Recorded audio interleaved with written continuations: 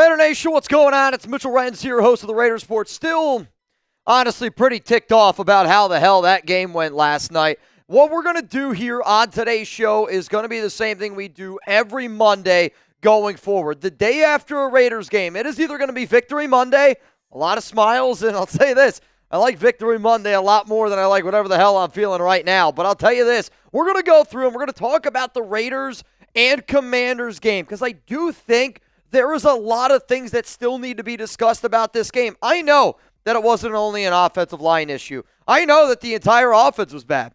I know that the defense was bad. I know that special teams was bad. I have been doing this show for a long time, and I have seen Antonio Pierce be an absolute disaster. I have seen Josh McDaniels be an absolute disaster. Last night was probably one of the hardest games I've ever had to watch for the Raiders because from top to bottom, I don't know if we did anything right, and that's really, really concerning to me. So if you guys have any questions or comments in regards to this freaking game we had to watch, hashtag Raiders or Super Chat. It's going to be the easiest way for this show to flow. Next thing I got coming up here is going to be our Week 3 winners and losers. To be honest with you, there's a lot more losers than winners this week, and I love doing the winners and losers show. It helps me kind of sit back, digest what I saw a little bit more from a deeper level. I think it also helps you guys understand the way that I'm feeling based on what I saw.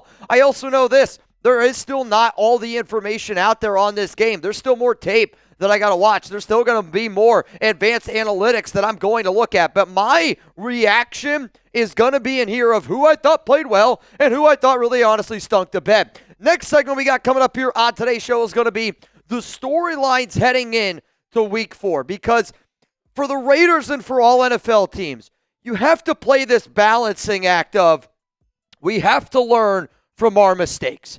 We have to learn what went wrong. But also at the same time, you can't dwell on it too much. You got to take the information that you're given. You got to learn from it. And then it's time to move on, because I'll tell you this, the Raiders looked unbelievably unprepared last week. They look like a team that played on a short week. They look like a team that I don't even know if they practiced all week. But to me, you have to find a way to bounce back at home up against the Chicago Bears, a team that's also 1-2, a team that's also fighting for their lives. Because 2-2 and 1-3, it's a completely different story. Now, the way that today Monday show is going to run is I really need all of y'all. Hashtag Raiders, Super Chat, get those questions, comments up here on the screen. Let's talk about it a little bit. But to me, the only way that Monday shows are going to be successful, the only way that I'm going to be allowed to do Monday shows every single Monday is going to be with y'all's participation. I'm not saying you have to send in crazy super chats. All I'm saying is I need to know your thoughts. I want the Raiders to know your thoughts. So use hashtag Raiders or Super Chat to get up on the screen. And since it is Monday, I am going to be doing a $10 Venmo duck race. Typically, we do 20s. On a Monday, though, if you want to get in, $10, because even if the Raiders lose, we're going to still send some people home with some money. Yesterday, we gave away close to $2,000 in total of money. I don't think we're going to get that much today. If we do, that'd be pretty flippin' legendary. But I promise you this, I do this show because I'm always going to rock with Raider Nation. Even when the Raiders coaches give me a lot of question marks, even when Raiders players give me a lot of question marks, I know that Raider Nation is always going to show up here, and it's why I'm always going to show up as well. So I greatly, greatly appreciate each and every one of y'all. I got a super chat coming in here on today's show. I was at the game, and it was embarrassing. You know, what's crazy is I actually think the Raiders are lucky to lose 41-24. I think it could have gone a lot worse. And I know one of the probably top feedbacks that I got today in my Overreaction Monday video that I did was, oh, Mitch, we only lost 41-24. If you hear a Raiders fan saying, one, we only lost 41-24, make sure they're okay. I think the other part of it is, yes, we did lose 41-24, but that it didn't feel like that. It felt like a game. We got blown out by 4 touchdowns. Quite frankly, I think we should be counting our lucky stars that it wasn't a lot uglier than what it could have been, because that was a hard game to watch, man. Offense, defense, special teams, I think it was a complete failure. It's by far the worst game that I've seen this Raiders team play underneath Pete Carroll. So here's going to be a question for all of y'all that are here on today's program. Should the Raiders fire Brennan Carroll? I don't know if you can tell what my answer is here, but I hope that it's pretty obvious what we're going with. And I know that it's not only Brennan's fault. I completely understand that. But I do think the biggest thing holding this Raiders team back is the offensive line. And I do honestly think that there is a better person on the Raiders staff right now that could be the offensive line coach. And I get it. You're probably not going to fire Brennan. Pete's probably not going to fire his kid after 3 games. But at the same time, I'm not saying you fire him and then just absolutely kick him to the curb, even though that's what he deserves. I'm saying if I was a dad and I clearly saw that my son was failing at the job that he was doing and that my son's job was impacting my ability to do my job, I would hope that I'm a good enough professional. I hope that I care enough about the other people that I work with on a daily basis to be able to put my ego aside, to be able to put my family relationship aside, to do what's best for the organization that employs me. And I think right now Pete Carroll's got to look at himself in the mirror and go, well, we can look at this 2 ways. You could fire Brennan Carroll and use it as a learning curve. Make him an offensive assistant because he's just clearly in so far over his head. Like, if you keep doing this over and over again, he's never going to get another opportunity to coach in the NFL. That's how bad it is right now, Pete. So you make him an offensive assistant. You let him learn, which he clearly needs to do. He needs to learn more. And then you make Joe Philbin the offensive line coach. Because when you did that last season, it ended up being a lot better. And I know saying fire Brennan Carroll is harsh, but when you have somebody that is better on your staff to do that job, I don't think it's a harsh statement to make. Just like I don't think it's a harsh statement to make saying we need to bench Alex Kappa and put in JPJ. I don't think it's a harsh statement to say that we should put JPJ at center because he's the best guy for the job. Like, it's literally commitment to excellence. You keep rolling with Brennan Carroll is the opposite of commitment to excellence. So I see Colton down there, Jeremy Cole, Terry Nelson. What's going on, man? Big luck here in the building. Junior Estrada, William Venroy, Ray Romero. I am seeing nothing, and I mean nothing but F's down below. And I don't know how. O said, but move him from Smith Duncan. All right, so overreaction. I think we're kind of in the same boat. Like, you don't want him to get fired from the Raiders in general. I'm saying I want him to be fired from his current job. His current job is run game coordinator and offensive line coach. That's where I'm saying he needs to be fired from. If Brennan Carroll doesn't get fired, how long till we call for Pete's head? I mean, here's going to be the honest answer to that. I'm not going to call for Pete Carroll's head this year. And maybe that's an unfair thing to say because I've done it in the past because I didn't believe in Josh McDaniels. I do this show based on how I feel. And I never believed in Josh McDaniels. That's why I called for his job to get fired right away. I didn't call for AP's job for about halfway through the season until you realize he's just so clearly in over his head that, all right, this probably isn't going to go the way that we were hoping it to go. And for a guy like Pete, I do believe in Pete Carroll. I really, truly do. But I think right now what Pete's falling failure to is, I don't know if it's, again, I don't know if it's like he's got beer goggles on, and beer goggles isn't the right word because I get it. It's his kid. It's his son. But he's got these goggles on, and there's a lot of coaches that got goggles on. There's a lot of coaches right now playing favorites, and I don't really know why or what exactly is happening. But I do believe in Pete Carroll, and I do really think if we fix our offensive line, it is going to just do a totally different reset for this team. It's going to be a mental refresh for this team. Let's go to Arctic Cruelty also. If you see what I'm drinking out of, I am drinking out of my Brennan Carroll boot today. So cheers to all y'all. There you go, Brennan. There you go.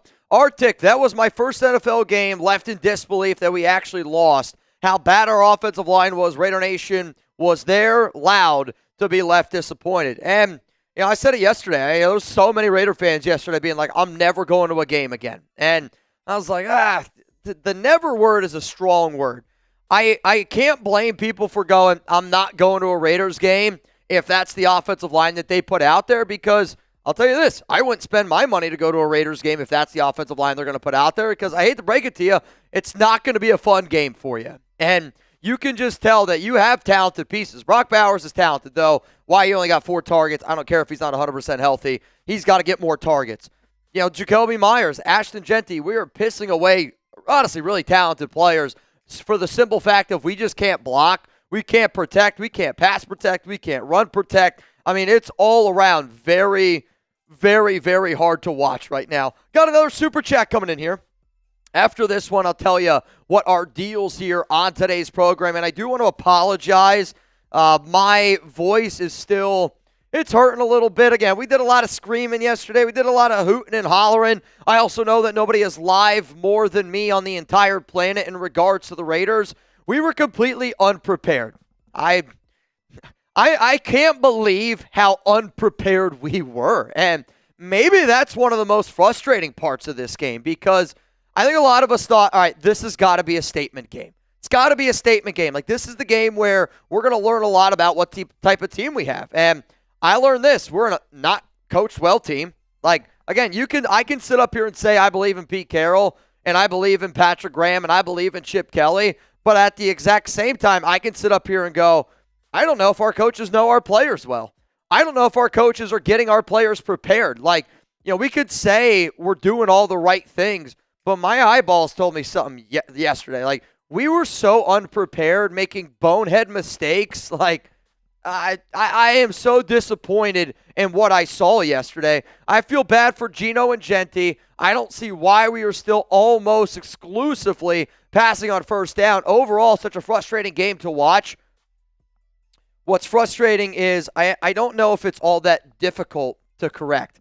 I don't know if it's all that difficult to fix the issues that we're having. I legitimately think that you're going to be able to put JPJ at center, and it's going to open up the running game. It's going to then open up the passing game, because right now what teams are doing, and it's what I said, last week, and I don't know. I heard some guy on a podcast, I actually forget who it was, talking about, the Raiders are struggling running because teams are stacking the box. No, they're not.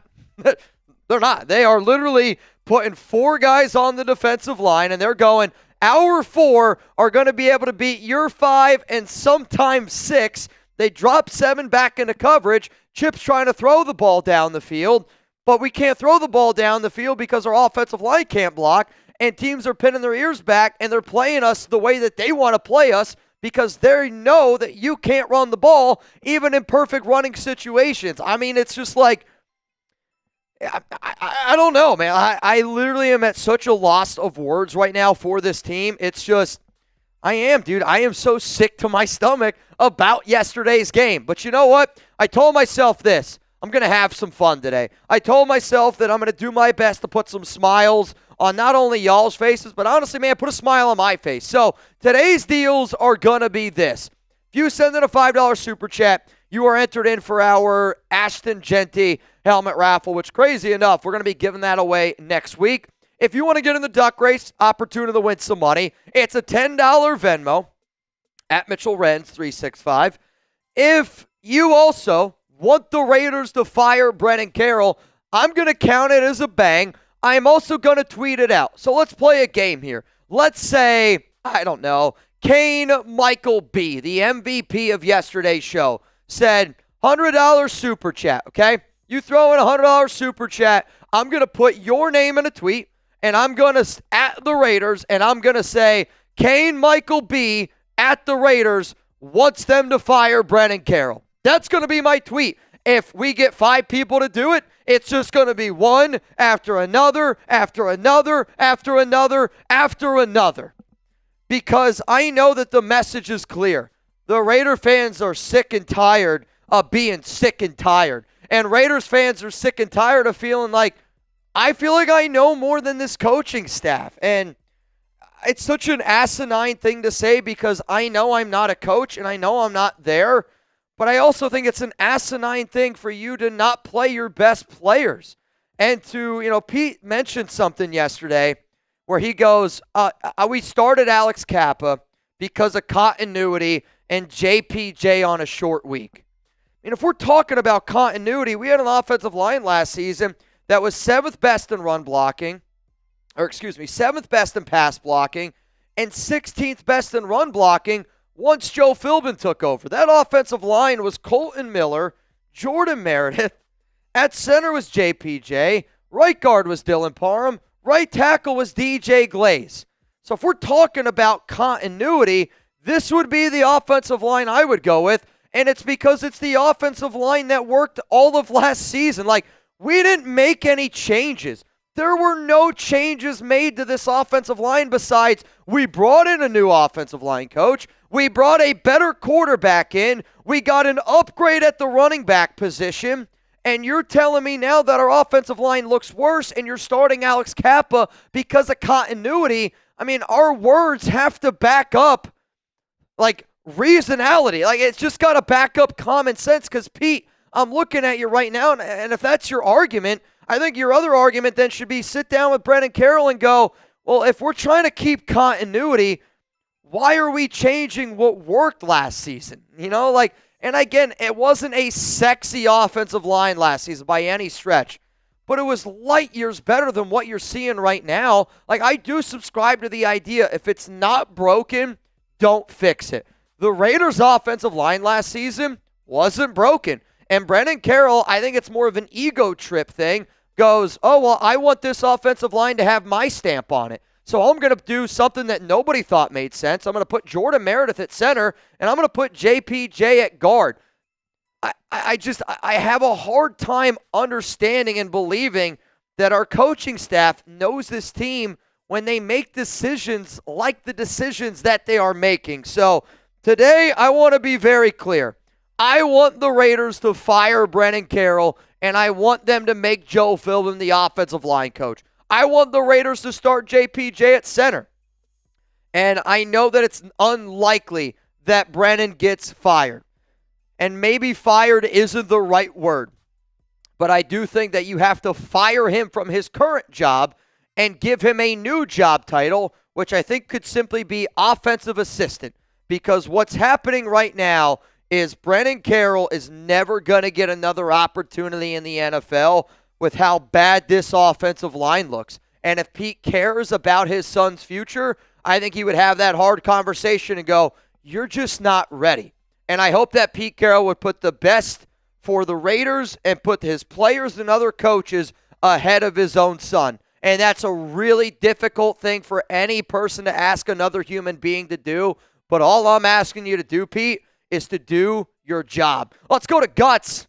He's got some guts. First Misery Monday feels extra bad after this loss. Yeah, I mean, technically last week we got to experience a Misery Tuesday, and that one also wasn't a lot of fun. Definitely wasn't a lot of fun. But, like, I think for me today, it's more frustration because I actually think that the Raiders are a team that can win football games. Like, I think the conversations of this team being worse than last season or worse than the McDaniels teams, like, let's get out of town here on that one. I do think our defense from a talent standpoint is still a little bit lacking, no doubt about it. But at the same time, our quarterback is the best quarterback we've had in a long, long time. And what's frustrating is if you fix the offensive line, I think you're going to fix a lot of problems. If you fix your center situation, I think you're going to fix a lot of problems. And, you know, I almost wonder now if Brennan and the Raiders are too embarrassed to switch it because they know it's going to work when you go back to the other way. And that's just going to make them look dumb. Let's go to Kane Michael B., yesterday's MVP. Kane, shout out to you, brother. Seriously, Reed and I were actually talking about you today. And appreciate Reed showing up today. He's got a temperature. He's sick as a dog. He's got his hood up right now, so you're not going to hear too much from Reed. But he showed up today bright and early today. He was powering through it. And I think all of y'all should show Reed a little bit of love. Give some reads down below, though. Bro, you look like a thumb right now. You got your AP mic up there. You look like a thumb right now. But you know what? I think that's why people tune into the Raiders Report. I think people tune in because they know we have commitment to excellence. We're going to go out there. We're going to grind it out. And even after an abysmal performance where I sat there last night and I go, am I the only one that had this thought? And I want you to be honest with me. Why for yes and for no? I honestly had thoughts yesterday. I'm like, does this Raiders team care? And when I say care, like, does the coaching staff care? Do players care? Because if I'm a Raiders player this week, I'm standing up and I'm speaking up. And I'm going, not saying to the media, right? Like, no Raiders players have contacted me. I don't expect any Raiders players to contact me. But if I'm a Raiders player, if I'm Max Crosby, I walk into that coaching room, I walk into John Spytek's office, I walk into Pete Carroll's office, and I go, hey, we got to get JPJ in the starting lineup. Hey, this is things that need to get cleaned up here. Hey, we need to do a better job. To me, that's what leaders do. And what's frustrating is I don't know if that's going to happen. I don't know. Like I wouldn't even be shocked if the Raiders held a players-only meeting because of how bad the coaching staff was yesterday. And, there needs to be conversations of, do the coaches care and do the players care? Because if the coaches care, well, then you got to put the best players out there on the field, right? Like, you just got to do things that I think is very simple. Like, we're doing high school bullshit in the NFL level, and that's a really difficult thing to deal with. Josh Garcia says they care about money. Maybe they do just care about the money. Because yesterday it looked like a team that showed up for a paycheck. It didn't show up like a team that was prepared at all. Didn't show up a team that had any heart. I mean, there were missed tackle. I mean, the amount of boneheaded plays, I don't know. And again, when I say team, I'm not saying just the players. I'm saying the coaches too. Because for you to make no adjustments, I'm not like no adjustments for 4 quarters. For you, like if I was a coach of a team and I saw the performance that I saw in that first quarter of that game, I'm sitting down and I'm chewing some guys out. If I saw that performance from a first half standpoint, there is no way that I'm going to do the exact same thing that I witnessed in that first half. To me, it's either you don't care or you don't know your team well.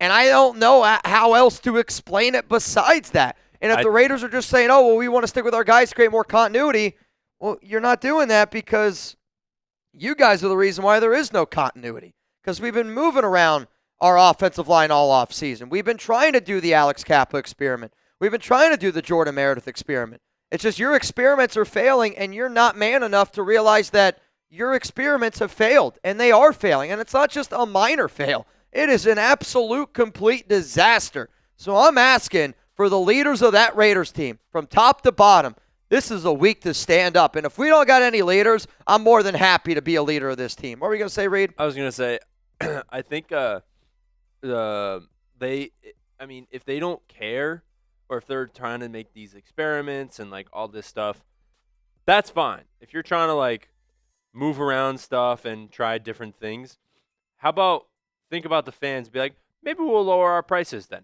so that people can actually come to the games.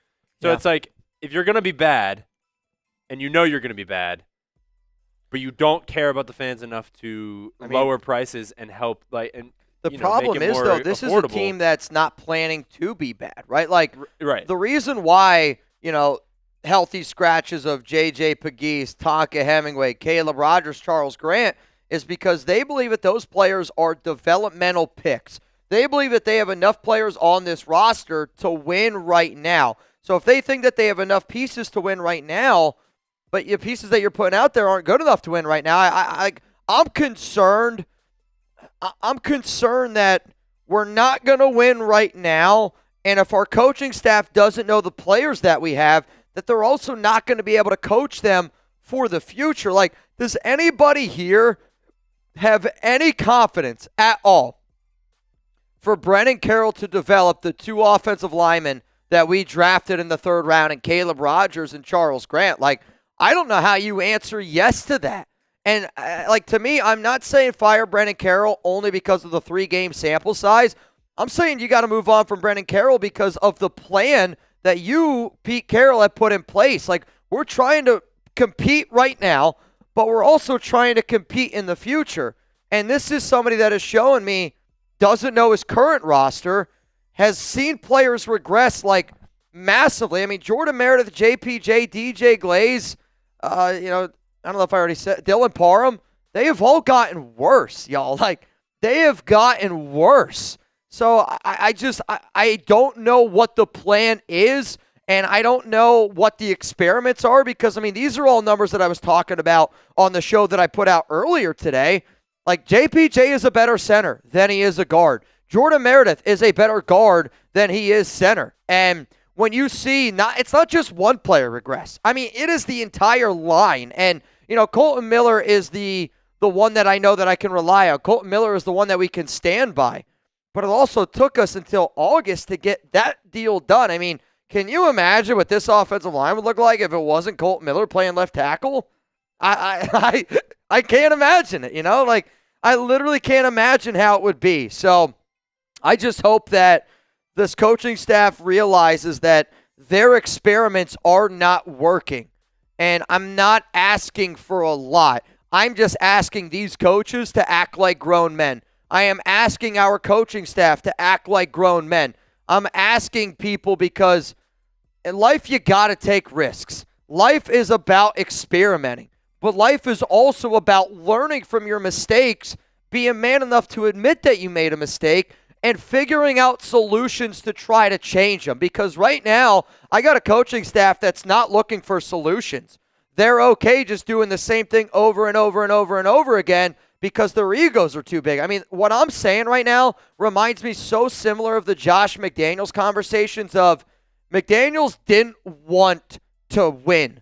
He wanted to be right. And I feel like right now, Brennan Carroll doesn't want to win. He wants to be right. And he cares more about being right that Jordan Meredith can play center and cares more about being right that JPJ, for whatever reason, isn't good enough to be a starter on this offensive line, an experiment that we've been testing since May. Does Brennan Carroll have something against JPJ that I don't know about, that we don't know about?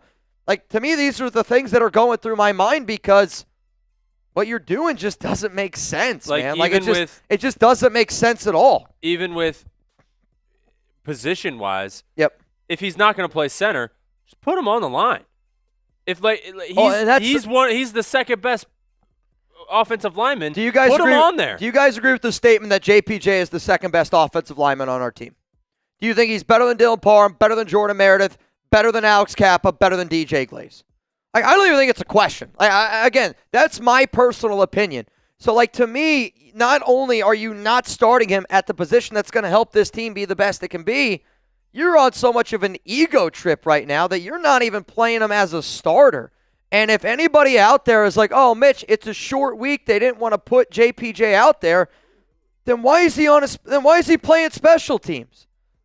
Why is he out there during field goal kicks? If you're not healthy enough to start at offensive line, then you're not healthy enough to play in my book, right? But he was healthy enough to play on field goal attempts. He was healthy enough to be out there for PATs. I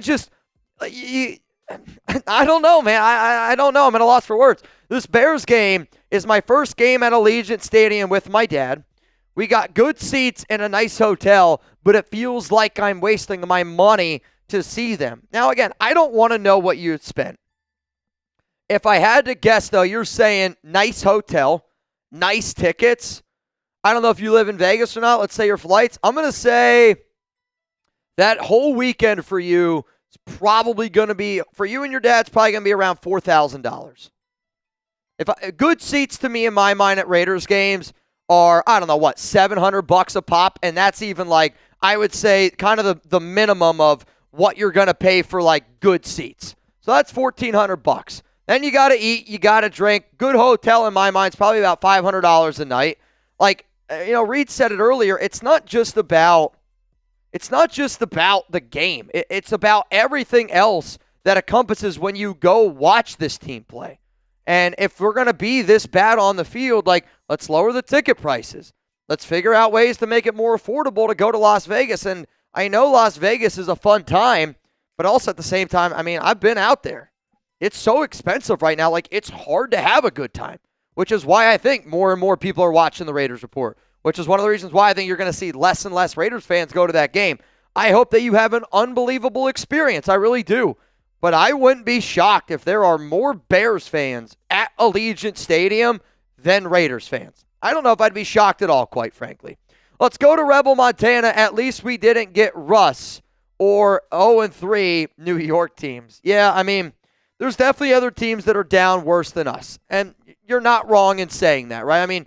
There are some other football teams that are probably really challenging their thought process as well. You look at the Atlanta Falcons. They just got their shit pushed in the other day by Carolina. What I do know about the NFL, though, is this. Anybody can beat anybody, right? The Cleveland Browns beat the Green Bay Packers. If you would have told me that the Cleveland Browns were going to beat the Green Bay Packers, I would have said Brennan Carroll's got a better chance to run for president, right? Like, I don't know if I would have believed you. Are the Raiders a bottom team in the NFL? No, they're not.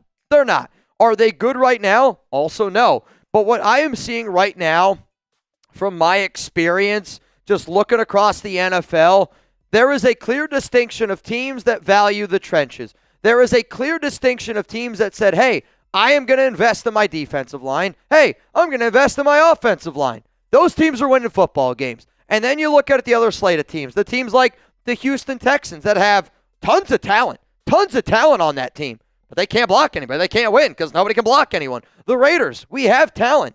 Can't block anybody. Can't win any football games. Like, teams that invested in their offensive line, teams that invested in the trenches this offseason are winning games this year in the NFL.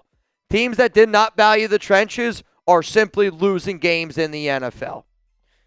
But I mean, I'll say this: my guy Marsh, he was on a tangent last night, and I don't blame him. It's a tough one to watch, Rev. I'm sure you were watching it. I think it's time to go to Jackson Dart.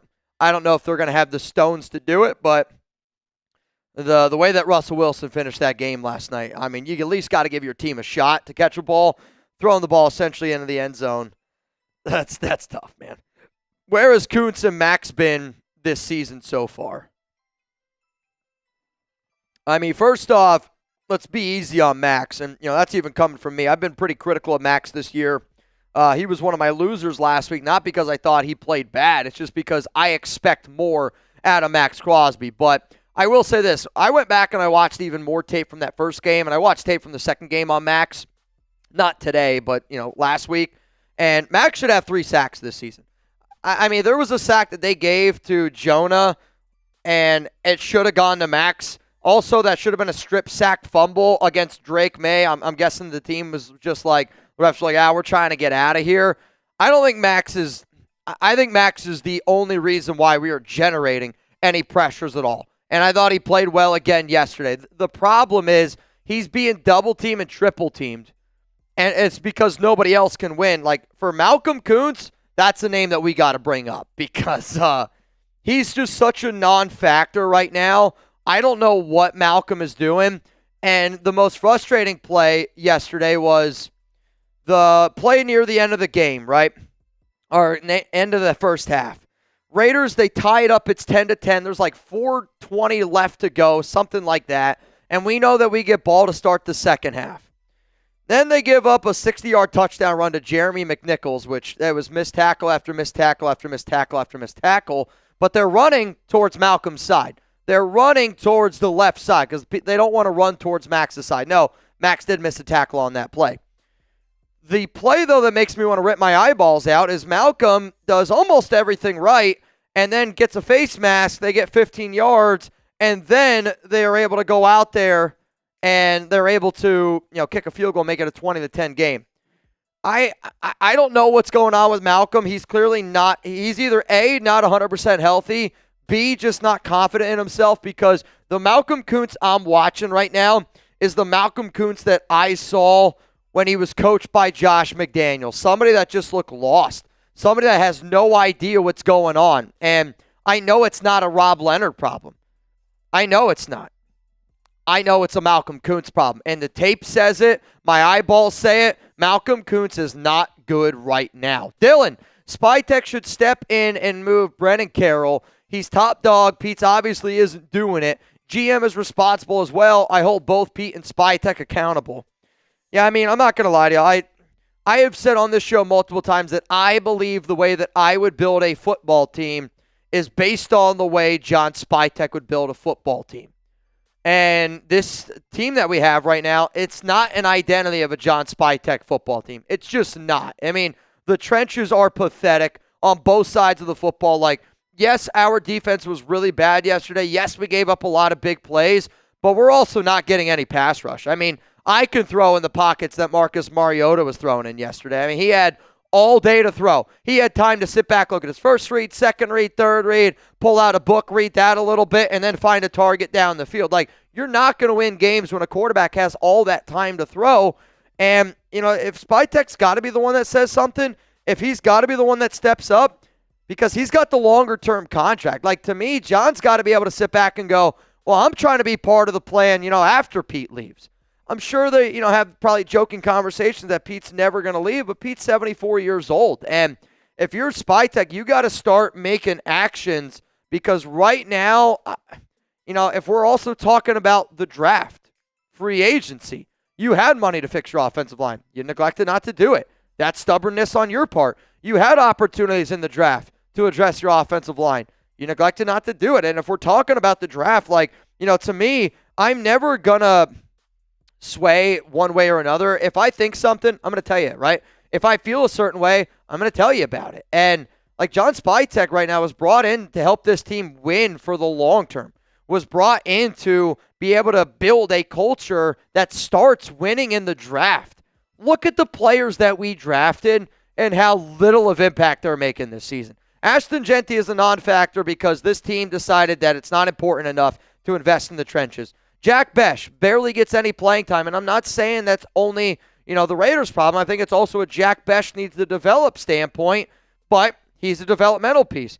Darian Porter didn't start, did get some run yesterday, but I think it's after Kai Blue Kelly got burnt so many times. They're like, hey, let's give Darian Porter a shot. Then you look at your two rookies that you drafted in the third round, offensive linemen. They're not even active. They are healthy scratches every single week, and if they're not good enough to at least compete with the guys that you're starting out there right now, that makes me wonder, are they ever going to be good enough? Are these coaches good enough to make them better? Because the coaches that we have right now are making our offensive linemen significantly worse, and that's a cold, hard fact. Well, then you look at the player they drafted in Dante Thornton in the fourth round. Dante looks like a real one, right? Field stretcher. But at the same time, he's really been kind of shut out the past few games. When I say kind of shut out, Dante Thornton was put on this team to stretch the field. And we're not really able to stretch the field right now because we don't have a running game, because teams are only stacking the box with 4 and they're dropping 7 back into coverage. Well, then you look at your fourth-round pick of Tonga Hemingway, healthy scratch. J.J. Pageeth, healthy scratch. Tommy Malott, not even on the team anymore. Cam Miller, practice squad. Cody Lindenberg doesn't even play. I am worried about this year's draft because you had 11 picks and you have to learn how to build in the draft. But you also need to have coaches that know these players properly. And right now, that's my bigger concern. My bigger concern is this is not just a one-year issue with the Raiders. It's going to be an issue that carries on over and over and over again. So today's deals, for those of you that do not know, today's deals are as followed. Every $5 super chat, you're going to be entered in for a chance to win a signed Ashton Jeanty helmet. If you want a chance to win a little bit of money, it's a $10 Venmo at Mitchell Renz 365, which right now I am looking, and the people that I see in this duck race are Richard Engel, I got you in, Bruce Bird, in twice, and then Chadwick Howard, you guys are in. So if you want an opportunity to win just a little bit of money here on the Raiders Report, $10 Venmo at Mitchell Renz 365. Also, the other deal, which we haven't gotten one yet today, I said if we got a $100 super chat, I would tweet out your name on my Twitter and say this person wants the Raiders to fire Brennan Carroll. I'm wearing the fire Brennan Carroll chain. I was going to give this to whoever bangs the most today. Obviously, if we don't get any bangs, I might just hang on to this chain and I might wear it all week. I don't know exactly what I'm going to do with it. But I know that I'm not the only one that wants the Raiders to make a chain with Brennan Carroll. And, maybe we just got to take a deep breath. Oh, Night Devil, if you want your Ducks in, I can put your Ducks in. I was going to save your Ducks for Monday Night Football tonight, Fabian. It's up to you. I can, how about this, Fabian? I'll give you one, and then I'll just put your other Ducks in later on tonight, if that works for you. And if you guys don't know, I will be live tonight for Monday Night Football. It's going to be an electric game. Lions up against the Baltimore Ravens. So, Fabian, I put you in for 2 this race, and then I'll put you in for 4 later on tonight with everything that you sent. So, here are our shows, though, for the remainder of the week in terms of live programming. I'm live right now, 1 p.m. Eastern Time, though. Is that right? I don't think this is right. I was like looking at it. I'm like, I actually don't think that that's right. I think it's 10 a.m. Pacific. Sorry, y'all. We're still waking up, too. Monday Night Football, 7 p.m. Eastern Time. So we're going to be live earlier for that game. And then we got some Raiders Report action going down tomorrow. And then again, Thursday Night Football, which I don't remember what the game is. I know it's the Arizona Cardinals. I know it's in Arizona. That's basically the only thing that I know.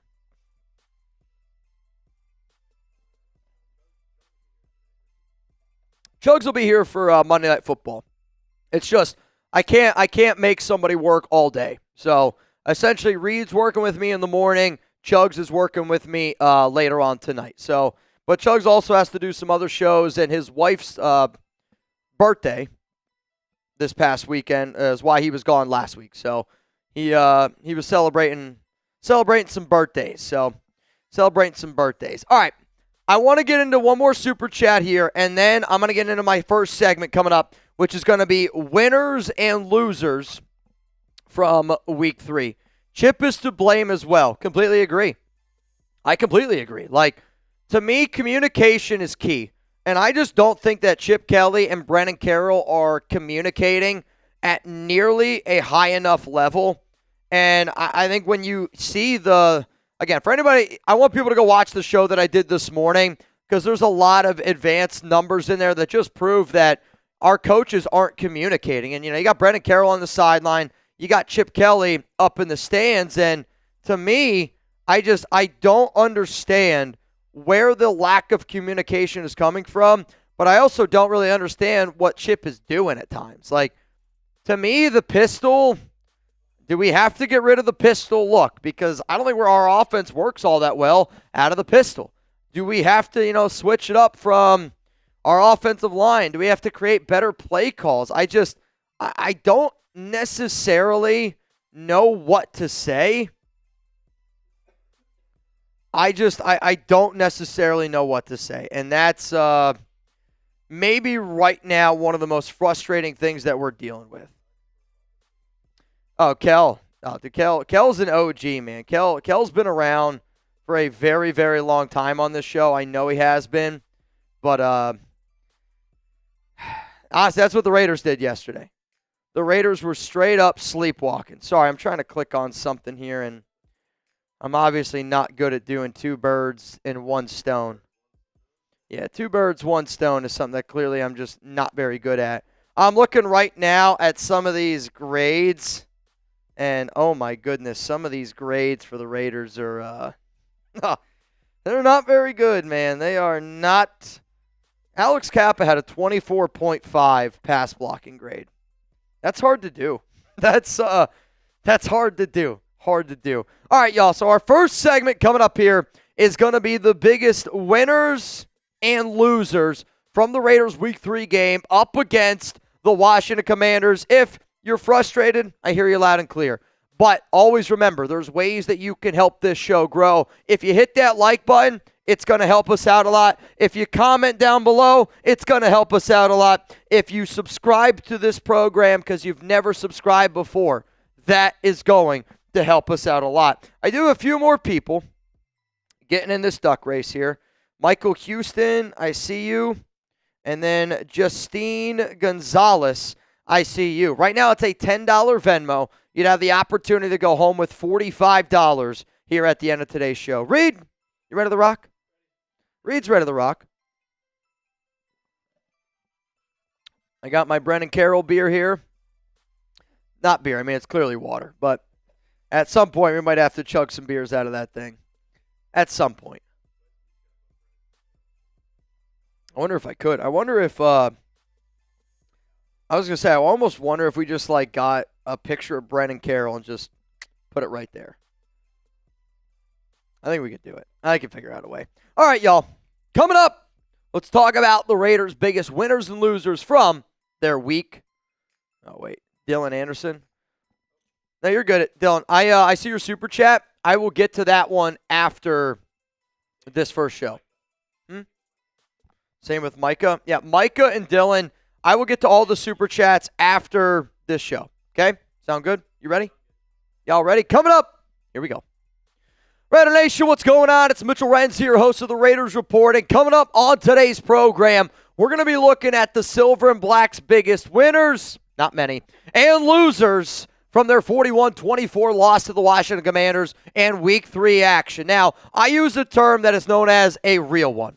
And a real one is somebody that shows up on a live Monday show. A real one is somebody that hits that subscribe button and wants the entire world to know the way that they feel. A real one is somebody that understands that Brennan Carroll is a major, major problem for this organization. And if you want the Raiders to move on from Brennan Carroll and start JPJ at center, hit that subscribe button and type RO4L down below. So the way that this show is going to go, I'm going to start with the winners on offense, then I'm going to go to the losers on offense, then I'm going to go to the winners on defense, and then I'm going to go to the losers on defense.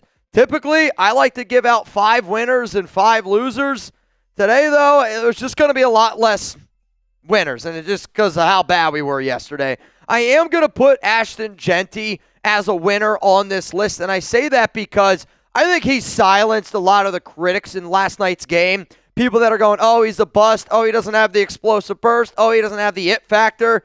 I think people are just saying that because they don't actually watch the games and they're just box score hunting. Like Ryan Clark is the perfect example of everything wrong with ESPN. Lazy analysis. People don't watch the game. They follow a narrative because it's the easy thing to do, and they run with it to get views and they get clicks. That's why people don't watch ESPN anymore. It's why people, I know for a fact, watch this show, and obviously ESPN gets more views because it's ESPN, but there's a reason why Chat Sports is the fastest growing media company on YouTube right now. It's because our hosts know our teams better than the people that is on national television. But you saw the burst from Jeanty yesterday. You saw the ability to run between the tackles. You saw him being able to truck people. And he looked way better than Dylan Laube and Zamir White in pass protection, and it wasn't even close. Let's go to number 2 here, and it's going to be Geno Smith. Yeah, some of these stats are a little bit empty. No doubt about it, right? 19 of 29, 289 yards, 3 touchdowns, but I don't think we have a quarterback problem. I don't think that we have a running back problem. I know we have an offensive line problem, and if we can figure out the offensive line, it's just going to open up everything so much more for Chip Kelly. It's going to open up everything so much more for this entire offense. But to me, it's got to be really frustrating for a quarterback like Geno to every time he steps back to throw, he's got to be wondering, when am I about to get hit? When am I about to get cooked? When is this pocket about to collapse? And there's a lot of pressure on him because if they don't throw the ball, he knows that they aren't good enough to be able to run it. But number 1, and I don't even think it's all that much of rocket science here, it's Trey Tucker, 3 touchdowns, an unbelievable performance, and quite frankly, a career game for Tucker, who, crazy enough, is the only player on the Raiders that has a receiving touchdown. Kind of an outstanding, unbelievable stat, quite frankly. Geno Smith's got 4 passing touchdowns this season. Trey Tucker has all 4 of them. And I made a lot of videos this offseason say, Tucker's ready to break out. He's the number 1 sleeper receiver on the Raiders that nobody's talking about. I knew that Tucker was going to have a good season. I didn't think he'd get out to this hot of a start. But one of the things that I did mention last week was Tucker got a lot more open on tape than I originally realized. And I think what you're seeing is the Raiders are going to start incorporating him into this offense just a little bit more. Now what I want to be able to do here is ask you guys a question. And typically on a winners and losers show, I ask you for the pinned comment, who was the Raiders' biggest winner against the Commanders? It's not what I'm asking you, though. That's why it's in caps. Loser. The key word for this show is loser. Loser. Can you name that TV reference? He's a guy that lives under the water. Let me know, though, down below. Who was the Raiders' biggest loser versus the Commanders? My answer coming up here in just a moment. The biggest loser from the Raiders' Week 3 game, Brennan Carroll and this entire offensive line, which is where we are going to go next up here on the show. And I see people spamming SpongeBob. Do you remember the guy that says loser? Bonus points if you get that one right. So usually what I do here for the losers is I go through number 5, number 4, number 3, number 2, number 1. I don't want to waste any time on this offensive line because the offensive line doesn't deserve to have time wasted on it. Jordan Meredith stunk. Dylan Parham stunk. Alex Kappa was worse. DJ Glaze I thought was worse than everybody. And then Brennan Carroll has made every single one of these offensive lineman pieces worse. I don't know why JPJ is not starting. If he's healthy enough to play on special teams, why is he not healthy enough to play in the actual game? I think we need leadership from our offensive line. I think we need leadership in general. I'll also say this. JPJ, I'm looking at you, and I've done a lot of backing you up. Put a Guardian cap on. Put your best foot forward. Show this team that even you are willing to change. And I don't know if there's something you got against it, but with all the concussion issues that you've had, it's also unfair for me to sit up here and go, this change needs to happen. Change needs to happen from you too. Get that Guardian cap on. Get the neck pad, whatever the heck it is, because the head, it needs to be okay. It's probably a pause that deserves to go in there. Coming up next here on the show, it's going to be the biggest winners and losers on the defensive side of the football. And I got to give a shout out to our sponsor here, PrizePicks. And you and I make decisions every day. Somehow we make decisions to follow this Raiders team every day. But on PrizePicks, being right can get you paid. Don't miss any of the excitement this season on PrizePicks, where it's good to be right. PrizePicks is simple to play. You just pick more or less on 2 to 6 player stat projections. If you get your picks right, you can cash in and win up to 2,000 times your money. PrizePicks puts their members first, so all withdrawals are fast, safe, and secure. PrizePicks offers Venmo, Apple Pay, MasterCard, and more for quick and easy deposits into your account this football season. Also, PrizePicks, I had this lineup yesterday. Patrick Mahomes, more. Jacoby Myers, more. And Brennan Carroll, maybe it's not a lot of money, but you know what? Brennan Carroll cost me $60 because if Ashton Genty could have got 3.5 yards on that very first carry, then I could have turned $10 into $60. But, yeah, I get it. Not a lot of money. But I also don't like being wrong. And I also am kind of sick and tired of being right because I know the moment that they decide to put JPG in at center, you're going to see a lot more results. But because the Raiders seem like they might be a frustrating team this season, if you put a lineup in on PrizePicks, and there's a game tonight, and I'm going to have a lineup in for Monday Night Football, no doubt about it. If you love watching football, get a lineup in. You're going to love watching the game a whole lot more. So download the app today. Use code CLNS to get $50 in lineups after you play your first $5 lineup. That is code CLNS to get $50 in lineups after you play your first $5 lineup. PrizePicks, it's good to be right. Let's go to the winners now on the defensive side of the football. And again, it was hard to find winners on the defensive side. Like I'm not trying to lie to y'all. I didn't necessarily know who to go with here, but the reason why I'm going to say Devin White was a winner here, and it's only because of the snaps he played. Now, he did lead the team in tackles at the linebacker position. Do I think he was good in run defense? No, not really.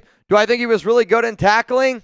No, not really. But in all honesty, it was really difficult for me to be able to find some names that you could throw in as a winner. Now, I thought about putting Darian Porter in here because he did get, I was probably around, if I had to guess, 15 to 20 snaps yesterday and got some time in over Kai Blue Kelly once he got benched. I thought about putting in Darnay Holmes, but to me, he probably only played a handful, 10 snaps at the absolute most. The reason why Devin White is a winner, and the only reason why he's a winner on this team, he played the most snaps at linebacker, which in my mind tells me that they have a lot of confidence in Devin White.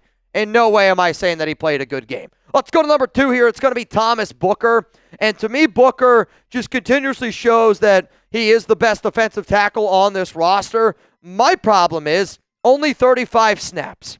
How's that possible? To me, we got to be able to figure out how to get more snaps out of Booker. And it's not a Booker problem. Again, it's our coaching staff maybe not using these guys correctly. But you have to be able to tip your cap to Booker because the punch play that he had where he was able to run 23 yards down the field, punch the ball out of Mariota's hands, it gave us an opportunity to get the momentum on our side. I have loved what I've seen from Booker. I have loved the effort that he puts on tape. And to me, we won the Jacorian Bennett trade because I can't even imagine what this defense would look like if we didn't have Thomas Booker helping us get a little bit of pressure. But coming in here at number 1, and again, this is not even a difficult one to be able to discuss, Max Crosby was by far the biggest winner on defense yesterday. He needs more help. If there's one thing that I'll poke at for Max, it's his tackling. I think it needs to be cleaned up a little bit. The long run by Jeremy McNichols, Max had an opportunity to get him.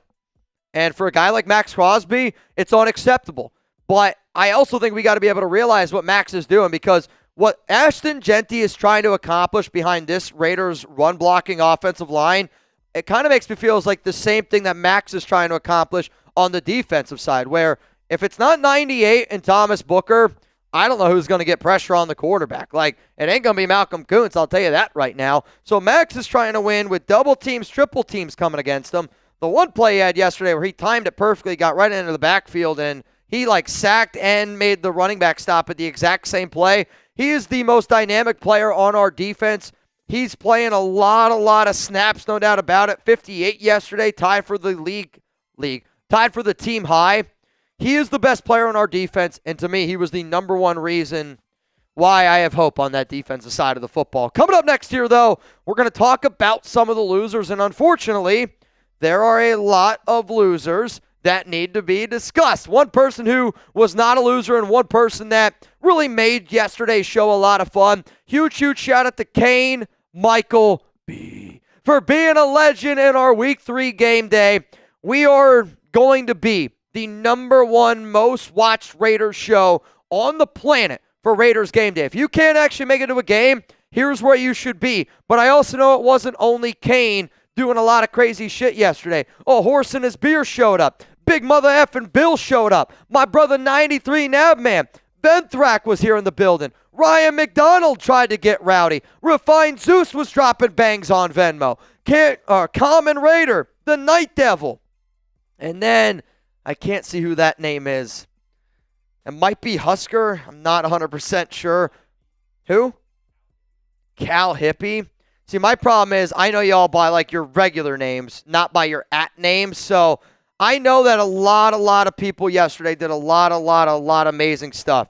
And I mean this. I appreciate it. I see y'all. I respect it. And I hope that you guys know I'm going to show up here every single day. And I'm going to give you 110% because it's exactly what you guys do. Let's go to the losers now on the defensive side of the football. And I'm going to throw up a Landon Roberts here. And I say that because he played in only 31 snaps. I actually have the snap counts in front of me now, so I won't do my best guesstimates anymore.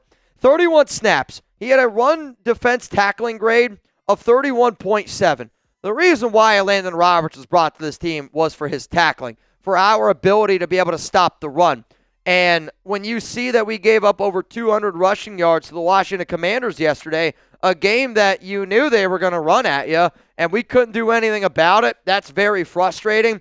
I am looking that PFF has a Landon with a 68.3 overall PFF grade, which is the highest among all linebackers, which I'm not going to lie, I'm a little bit surprised by, because there was a lot of times yesterday I was like, man, I feel like a Landon missed that one. Man, I feel like a Landon missed that one. But from top to bottom, our linebacker room got worked yesterday, no doubt about it. Coming in here at number 4, biggest loser, Isaiah Pola-Mao. Played all 58 snaps yesterday, but one of those big touchdown plays that he gave up, and I believe this one was to Terry McLaurin, he just got beat deep. And yes, it's also on the corner, Kai Blue Kelly, but my biggest fear for this defense was we're going to give up big plays. And you've seen now in back-to-back weeks, teams are targeting the side of the field that Isaiah Pola-Mao is on for the deep ball. Why? Because Isaiah Pola-Mao is not a free safety. And this also kind of goes back to me just having concern that do our coaches know our players well enough? Because you playing Isaiah Pola-Mao at free safety is like you playing Jordan Meredith at center. It's not where he's best at. And you're not doing what's best for Isaiah Pola-Mao. You're not doing what's best for this Raiders defense. Also, at the same time, though, Pola-Mao's got to be able to clean it up. If you played him at strong safety, you played him in the box, I guarantee you, he'd have a much better outlook in for his game. Let's now go to number 3 here, and it's going to be Jeremy Chinn. Jeremy Chinn's on this list because, again, Chinn was added to help us really solidify our ability to be able to stop the run. I thought he played well, right? So some people might be going, well, Mitch, why is he a loser? He gave up a touchdown catch. The touchdown grabbed to Luke McCaffrey, and I get it. It's near the end of the game. It's kind of like the nail in the coffin, if you will. But that's Jeremy Chinn's guy. He kind of just gets caught in no man's land. Luke McCaffrey's wide open, touchdown Commanders. So that one's on him. I knew that he would probably struggle a little bit in coverage, which is where he is struggling right now. But also, I put him as a loser at number 3. I don't think he played worse than Isaiah Paul-Lamau. I don't think that he played worse than a Landon Roberts. He's number 3 on this list because when you go up against your former team and you get embarrassed the way that you did, that's a really hard pill to swallow. Coming in here at number 2, Raiders losers on defense, Kai Blue Kelly.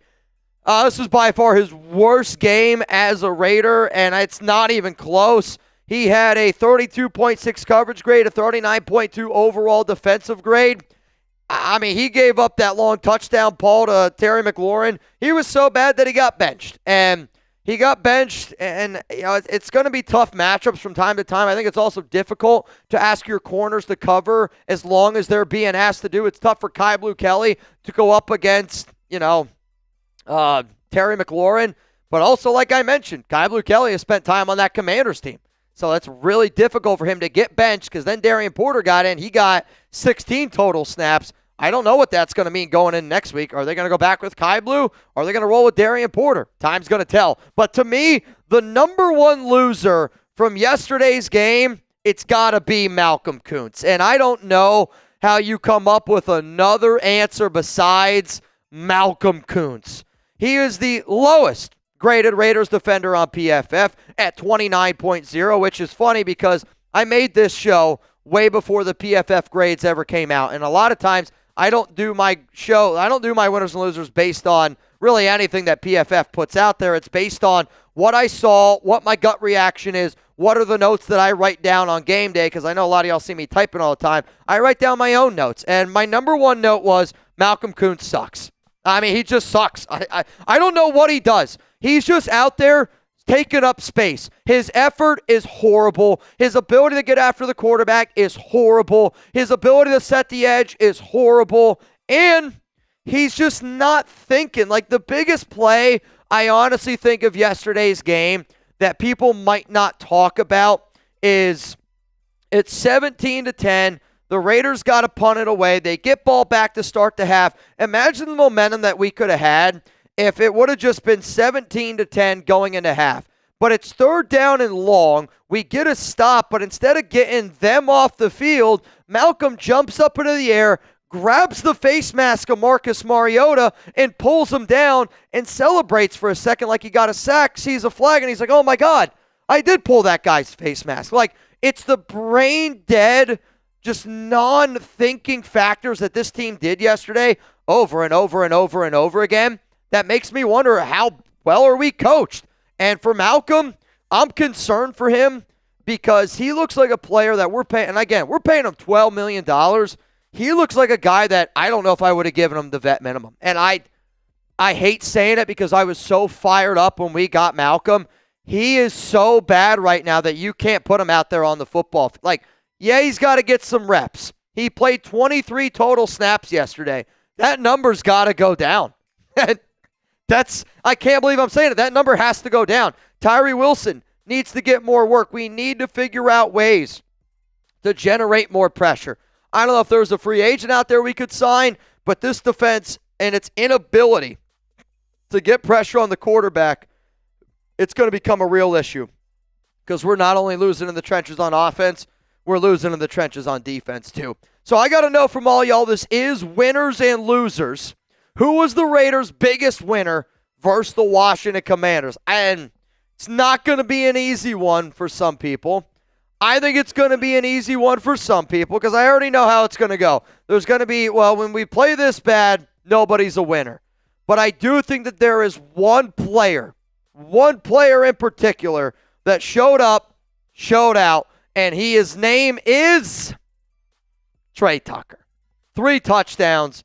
158 receiving yards. It's starting to click for Trey. And if people hit me with, oh, Mitch, it's just garbage time, there were a few catches there where it was 3rd down. And like the one that I really remember, it's a low throw. Trey's got to slide down. He catches it like here, bounce up to his chest. I was like, oh, man, did it hit the ground? I don't know. But they're looking for him on 3rd down. they're looking for him to stretch the field. They are looking for him all around the football field. So to me, it's got to be Trey Tucker, and I don't know how you give it to anybody else. Now, if you didn't know what my live schedule is going to look like, here's what it is. I'm going to be live later on tonight, 7 p.m. Eastern time for Monday Night Football. I'm going to be live here on the Raiders Report, and I'm actually going to be live on our main YouTube channel, both at the same time, damn time. And then tomorrow, 4 p.m. Eastern time, live on Tuesdays. I'm always live on the Raiders Report at that time. And then Thursday Night Football.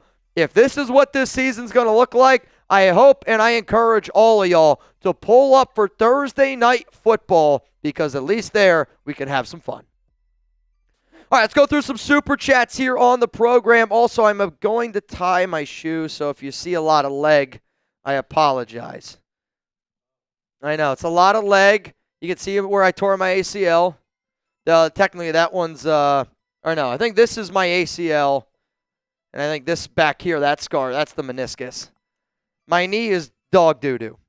Nice legs, can't control life. I appreciate that. Sometimes people ask me, like, Mitch, what do you do for your legs? And I'm like, honestly, I walk to work and I stand all the time. That's my leg workout, right? It'd be like me asking, I don't know if I can say that. Thursday night, I would have said what I would have said. Micah, was at the game so embarrassed to be a fan today? I'm not embarrassed to be a fan. I'm very proud to be a Raiders fan. It's why I wore this shirt today, because I know for a fact we are stronger together. And the only thing that's going to get me through this season is all of y'all. Is to Micah Watson, to Tanner Pitts, to Quinn Cottle, to Frankie, to Ricky Flores, to Ron Raspberry. The only way, Jeremy Chuck, the only way I'm getting through this season is y'all. Like, I am proud to be a Raiders fan because I know what Raider Nation is, and I know what it embodies, and I know what it represents. And to me, I think Raider Nation is the definition of commitment to excellence. I think Raider Nation is the personification of loyalty, and those are things that I stand by, right? Like, to me, I'm going to raise my family with my wife, Alex, on the same exact, I'm going to raise my family the way that I kind of am as a fan, where it's all about loyalty. You have each other's back, and, you know, you rock with each other. You show love to each other. Like, that's what we've been able to build on this YouTube community, and I really do greatly appreciate that. Like, no doubt about it. Am I embarrassed the way that this team looks right now? Yeah. Am I embarrassed that how this coaching staff looks right now? Yeah, I am. And I'm embarrassed. If there's one thing that I'm embarrassed by me believing that this offensive line was going to be okay enough for us to be good this season. That's where I'm embarrassed by, because I expect better out of myself.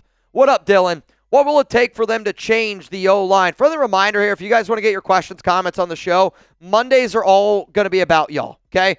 I go on my rants after the game. The number one way that we are going to be able to do Monday shows every single day, every single Monday, hashtag Raiders Super Chat. Get those questions, comments on the show. It's going to be the way that this engine moves. Dylan, go back to you. I don't know what it's going to take for the O-line to change. Like, to me, if it's not painfully obvious that the offensive line needs to change after that game, then to me, what I'm going to do is what I think I can do. And that's raise my voice, be loud, and do everything in my power to make sure that that message is received. Because I was also told that Josh McDaniels isn't going to get fired. I think we were loud enough to be able to do it. So today, I'm not kidding you. Every single Raiders post that I see on social media, I am commenting underneath it, fire Brennan Carroll and start JPJ at center. I don't know if that's going to change anything. I have no idea. But what I'm not going to do is just sit back, and I'm not just going to go, I trust this Raiders coaching staff to be able to do it, because I give people time. I give people the benefit of the doubt. But this is 3 strikes, you're out. And week 1, disaster. Week 2, disaster. Week 3, disaster's not even a harsh enough of a word. To me, 3 strikes, you're out. And that's where I'm at right now. And right now, Brennan Carroll's out to me. Pete is live soon. Yeah, I know. Once Pete Carroll goes live, I know sometimes we try to get him. We try to, like, show the video. I'm probably just going to listen in. I don't know if we have the ability to be able to show it. Yeah, the problem is we just don't have – we have to do a lot of things to set it up, and live stream was giving some people issues earlier today, so I just don't want to have any complications. So once Pete does talk to the media, which probably will happen here pretty darn soon, I will also listen in just to hear what he has to say. I've been saying, Mitch for head coach or manager, I wouldn't be a good head coach. I really wouldn't be. Like, I don't know the X's and O's well enough to be a good head football coach. Do I think I could be a general manager of a team? Yes, I do. Do I think that I know this Raiders roster better than some coaches on that team? Yes, I do. But I don't have the football intelligence, the football IQ to be a head coach, right? Like, I think about it a lot like baseball. I can talk baseball lingo, right? I played baseball my entire life. I was a baseball pitching coach. But at the same time, like, I also don't think that I knew or was smart enough about the game of baseball to be able to coach it, right? I think I know the game of football and these Raiders players well enough where I know where we could benefit and where we need to add talent. Like, that's my strong suit. And I know this team because I cover them every single day, right? Like, I follow this team every single day. So, like, when I see the struggles and I see areas where I was like back in March, people that watch the show, I think that's the underlying like the underlying issue is Raider fans are frustrated because the issues we're running into right now are all issues that we were screaming and trying to tell this organization about all off season. And instead of listening, they go, we know better than you. Hush, hush, hush, hush, hush. This is how we're going to do it. And it happened with the McDaniels regime, happened with the Gruden regime, happened with the Antonio Pierce regime. And it's just like, I get it, we're not coaches, but I do honestly think that I know this roster better than some people that are employed to be coaches of that team. And I don't even think that that's an unfair statement to make because I think the videos that I've made, the things that we talk about on this show are the ultimate proof of that. Like, I think the problem would be the Raiders wouldn't pay me enough to go there. And like I'm telling you, like for the Raiders to get me to go there, they'd have to pay me. And I don't know what they pay their coaches, but I think my price tag might be a little bit higher. And it's because I would make them pay me a lot of money to go there. Tanner, what's up, man? Let's not act like our defense couldn't tackle. Let's not act like our defense couldn't tackle. So is he saying like the defense couldn't? Because the defense didn't tackle yesterday. They were okay. Yeah, I mean, the effort from defense yesterday was bad. But there's a part of me though that wonders, is the defense trying to force turnovers because they don't have any faith in the offense, or is that what they're being coached to do? Because what I saw yesterday was a lot of guys punching for the ball, a lot of guys going for the ball instead of wrapping up a tackler and trying to bring them down. Pete Carroll is right now about to speak to the media, so I want to kind of listen in and just hear what he has to say. I'm also going to keep on taking all y'all's questions, but I'm going to do my best here to kind of play a little bit of a balancing act here between listening to Pete and still being able to run this show here. Let's go to Quinn Cottle. What up, Quinn? Our offensive line can't block, our defensive secondary can't tackle, and Geno Smith makes decisions slower than 90s dial-up modem. I don't think it's fair to put all that blame on Geno. I think right now Geno doesn't trust it. And I think because Geno doesn't trust his offensive line and Geno doesn't trust the people that are in front of him, there's a lot of second guessing. Because in that first game, I actually did think Geno made quick decisions. I do think Geno made a lot of the proper decisions. But I think right now our offensive line can't block, our defensive secondary can't tackle. We're not getting any pass rush at all. But I also think that the plays that Chip Kelly is scheming up are taking too long to develop with the offensive line that we have. We got to get rid of the ball quicker. And I don't actually think that that is so much of a Geno problem. I think it is more of a play system, a scheming up system, because also the problem with Geno is, again, the defenses are playing us as if they know we can't run the ball. What? Throw what up? Oh, well, I mean, we're just not going to be able to hear it? No, it's okay. I'll just listen to it. Again, I'm trying to listen to it in the background. We'll still kind of go through here some of these super chats that are up on screen, though, do you think that you could hold it down or just ask somebody to bring me my computer charger because it's about to die? Kronos, keeping it a hundo. It's either in my back. It might be in my backpack, though. It's in, like, the very front zipper. Dylan, what's up, man? Really starting to fear our players are giving up because they don't believe in our coaching staff. I don't really get the fact that our players are giving up. I think right now there's just an underlining of frustration because every single Raiders player knows what the main issue is. The main issue is our offensive line. And I think that's where that frustration is coming from because, from a defense perspective, you're sitting there going, we played well enough as a defense the first 2 games to be able to get a win.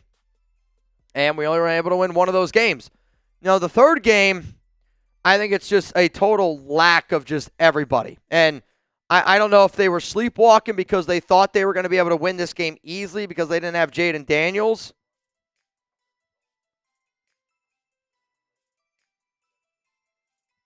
Pete's just talking a lot about how he thought it was an easy win for the Commanders from blocking, everything in general, which, yeah, no shit. Here's what. All right, hang on a second here. I got to plug in this. Pete was just asked about the offensive line. And I think we also have to expect, we're not going to probably get any answers today.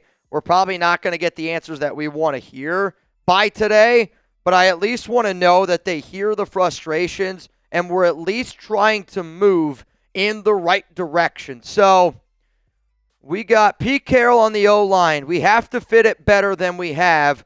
Wants to see JPJ at right guard. That's just,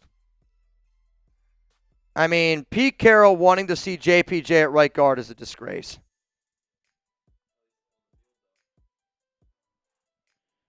Pete Carroll wants to see JPJ at right guard. That's the good news.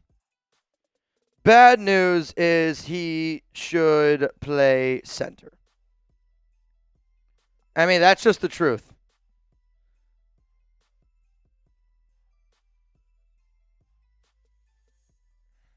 All right, let me see here. Next thing that I see here is, again, we need to keep developing, Pete said. He's talking about what?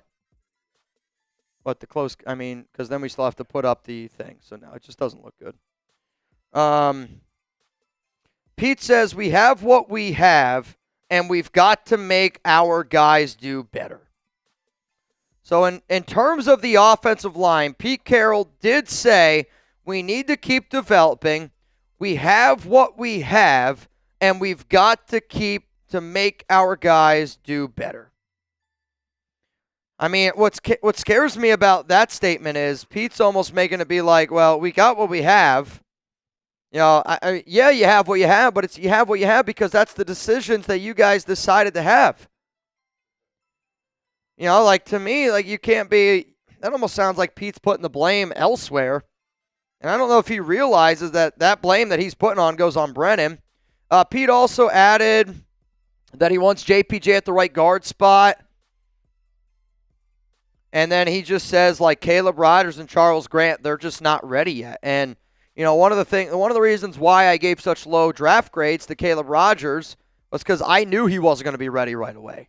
And right now you're dealing with an offensive line that's got lack of starting depth and just lacking depth in general. And you can see that Pete's pretty freaking frustrated by it. And I don't blame him. We're all frustrated by it, Pete. We're all really fucking frustrated by it. Also, the press conference is already over. So, it's already over. Excuse my language. Let's keep it rolling here on the Raiders report. We got Brennan Carroll reminds me of a really good coach that traded for Devontae Adams and then refused to target and use him.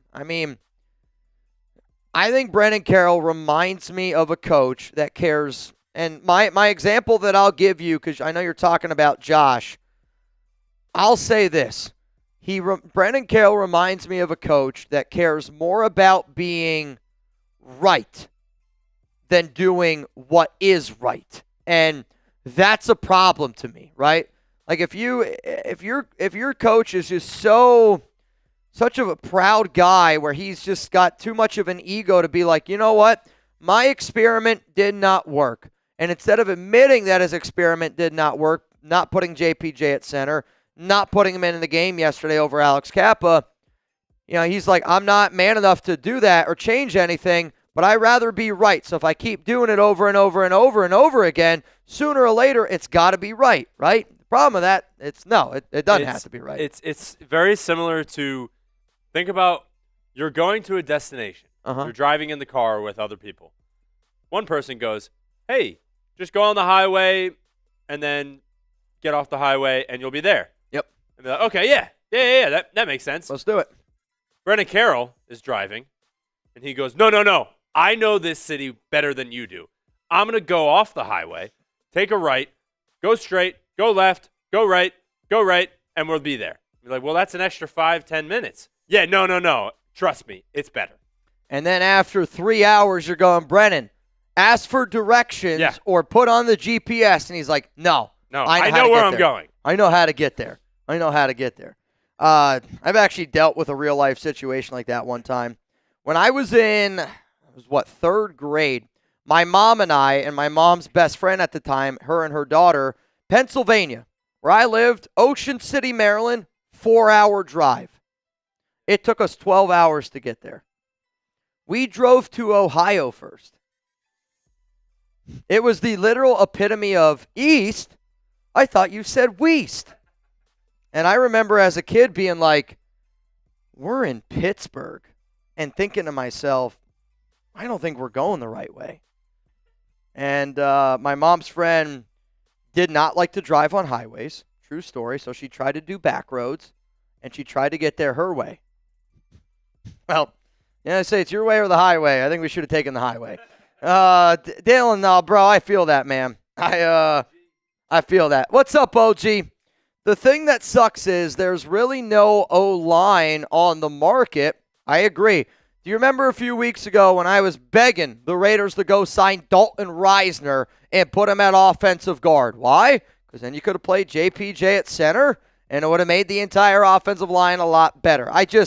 I know this team better than our coaches do, and I'm not afraid to say it. I know I've said it so many times this week, but I think the Raiders Report is the absolute proof that a fan base can know more than its coaching staff. And if you're a first-time watcher, go watch the videos that I made this offseason. Go check out a lot of the statements that people on this channel have made about this coaching staff.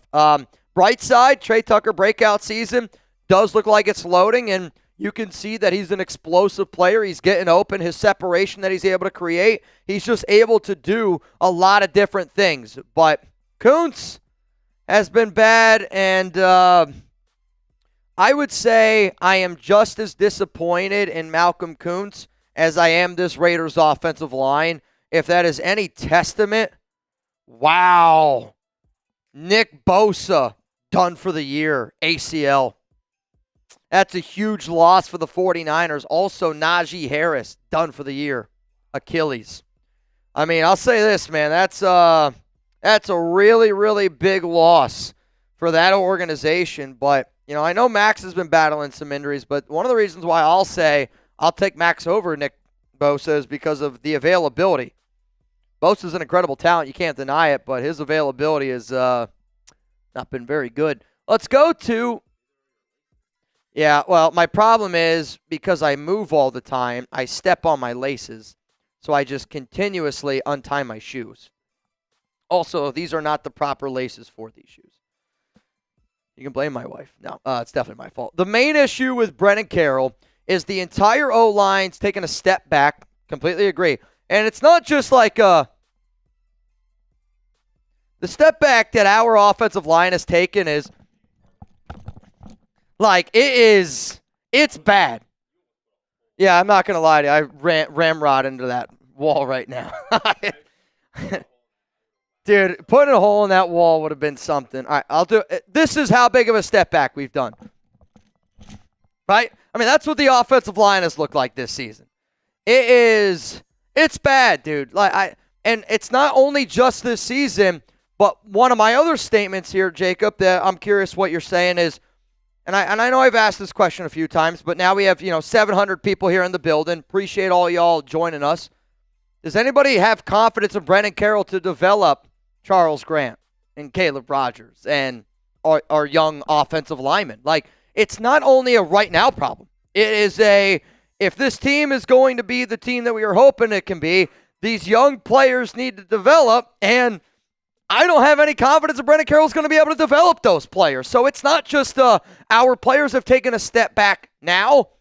It's what does the future look like? Because if this is the guy that's going to coach our offensive line, if this is going to be the guy that's going to help us win in the trenches on the offensive line, then I don't know if Genty's the pick that we should have made, right? Like, I don't know what the vision is, but the vision to me is so clear, and it is we got to get rid of Brennan Carroll. Kronos, JPJ at center, Lockie Tassi at right guard.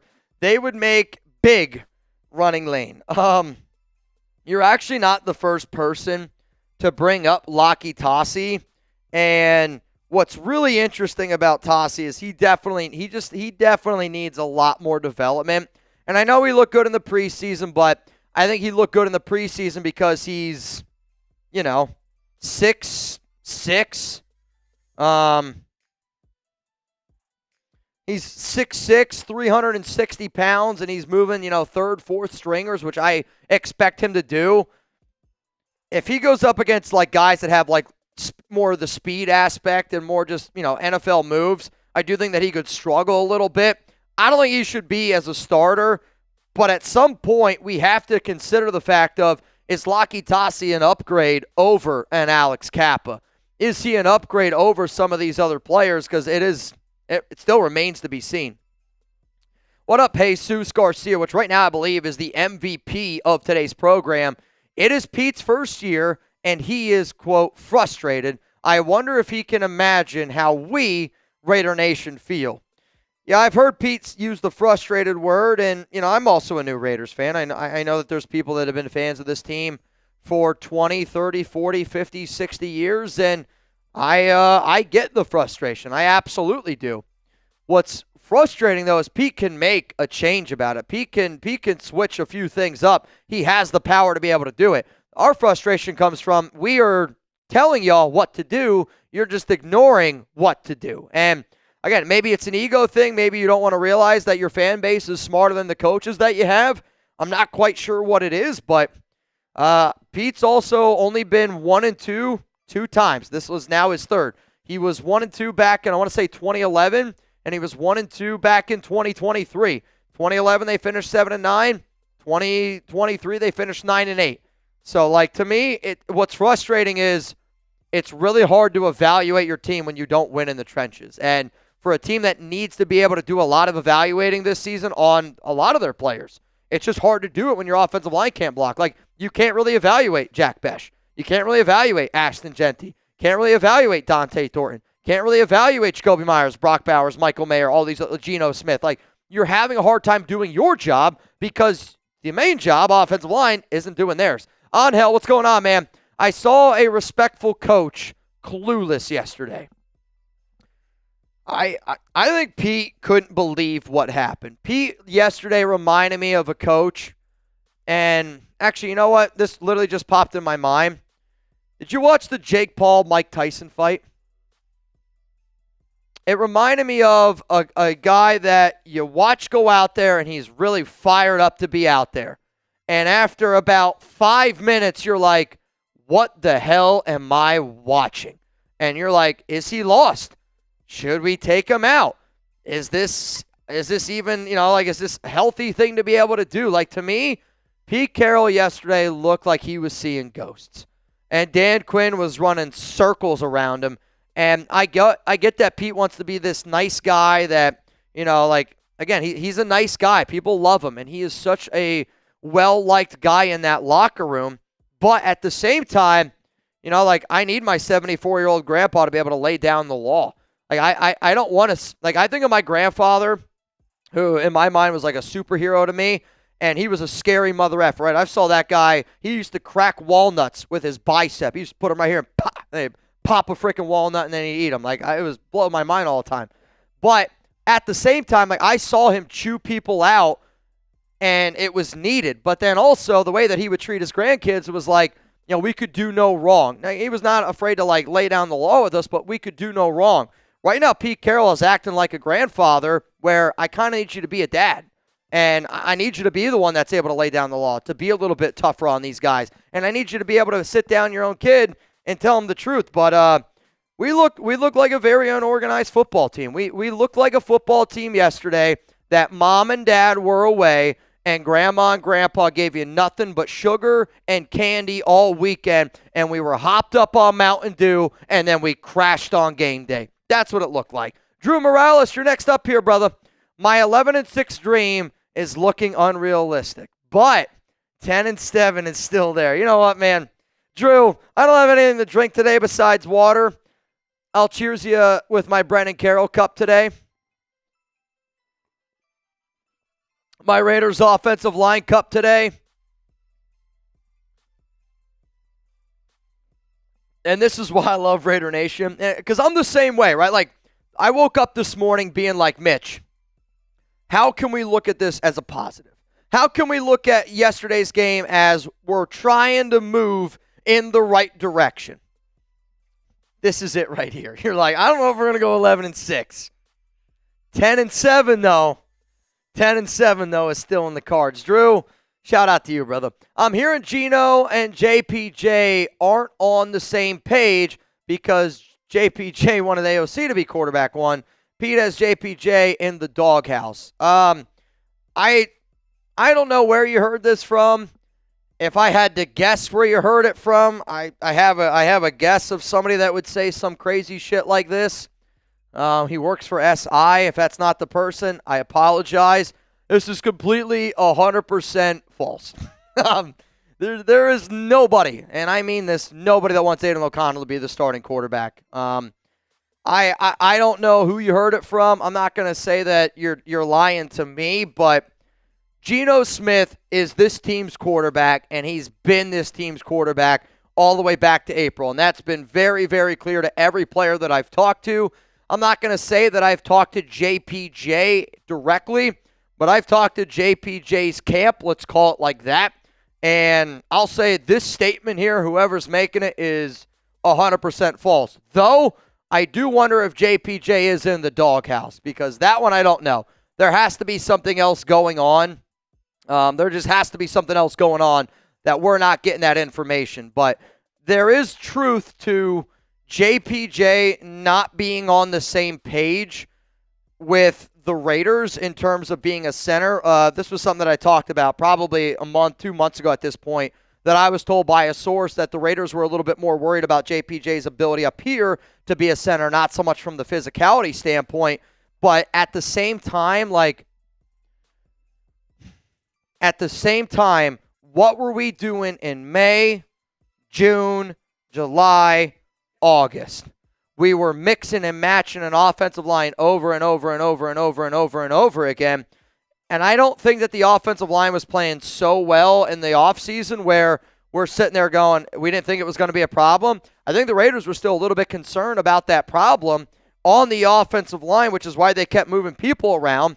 But to me, I don't trust our coaching staff to make the proper decisions on the O-line, because you can't look at me with a serious face. Oh, sorry, the Raiders, they just tweeted. Hang on. I got to tweet. Fire Brennan Carroll and put JPJ at center. Perfect. All right. Which means they're probably going to post on Instagram here shortly, because our Raiders social media team, which I got to give them credit, the Raiders social media team has been doing a better job. They have been doing a better job. You're good. I got you. All right, they'll probably be posting here soon. But my question would be, what is it going to take? God forbid it's Geno or Genty getting hurt. I hope that doesn't happen. Obviously, none of us hope that happens. I will still say that when I was sitting at home last night and I'm thinking to myself, right, how can I put a positive spin on this? How can I, do something where, all right, glass half full for the Raiders. I do really, really believe this, that Brock Bowers is just clearly not 100% healthy, okay? And when you lose your number one option on offense, it does really impact the way that you're able to kind of scheme up your offense during the week and just really execute your offense on game day. And to me, if there is one thing, and it's just very clear to me, Brock isn't 100% healthy. Is an 80 to 85% Brock, probably a top 5, top 10 tight end? Yeah, I still think that he is. But to me, I look at right now our offense. I think the pistol, I don't know what's going on with the pistol. Maybe we got to switch that up. I think our RPOs are taking way too long. I think our misdirections are dumb because when you're doing misdirection, you need your offensive line to block. The amount of misdirections that we do where it's like there is no misdirection. You have nowhere to go. The play's taking too long to develop. Outside zone runs. That was something that I talked about today on my live show. The Raiders, their outside zone runs have worked really well. Why don't we do more of them, right? It's just the team figuring out what their offense is going to look like. And the problem is they aren't able to truly evaluate the talent that they have because the offensive line isn't holding up, right? If you were a drag racer or a professional racer and I put you in a worse car than everybody else on that track, it's hard to evaluate how good of a race car driver you are, right? Now, unless you're Ricky Bobby, I don't know. Maybe we got to get a little shake and bacon going here. But I think that right now the Raiders are struggling to evaluate the talent that they have because the offensive line isn't giving them, tape that they can evaluate on. And I don't know what it's going to take. But like I said, I'm going to do everything in my power this week to get my message across. And my message across is simple. We need to move on from Brennan Carroll. I mean, oh my goodness, look at these stats here. These are unbelievable. Shout out to Ryan McFadden. I just saw these. So through 3 games this season, okay, Colt Miller has allowed 11 pressures, 2 sacks. That's 120 pass block snaps. Dylan Parham, surprisingly, 15 pressures, 1 sack. Meredith, 8 pressures, 1 sack. Kappa, 11 pressures on 82 snaps. DJ Glaze, 16 pressures, 4 sacks. Yikes. JPJ gave up 5 pressures and a sack in 38 snaps against the New England Patriots. I mean, all those players have regressed, minus Colt Miller. Every single guy has regressed. Now, I will also say, I think talking to a few of the players that I talked to in that New England game, it was also hard to evaluate the offensive line because of how bad that field was. If y'all remember, the field was trash. It was raining for like 10 straight hours in New England, super wet, super sloppy, and the field conditions got worse and worse and worse and worse. But still, it's not good. And, I see this guy, Raider Nation, saying Genty isn't him. I guess my question to you is, why? What makes you think that? Because every advanced analytics stat out there proves otherwise. So when I hear people say, Genty isn't him, I just want to see your reasoning why. Because one thing I want to try to do on this show is I want to make Raider fans smarter. I'm trying to make Raider fans smarter. So Raider Nation, tell me please why you don't think Ashton Genty is him. And you're talking about college. I'm talking about now. That's all. I just want to hear your thoughts. That's all. Luke, I know it's early, but can you make a video on what the first few rounds of the Raiders draft pick should look like next year? Ah, brother, that's too early. And it's just too early. I'm not doing mock drafts. I refuse to do mock drafts this early. That's all.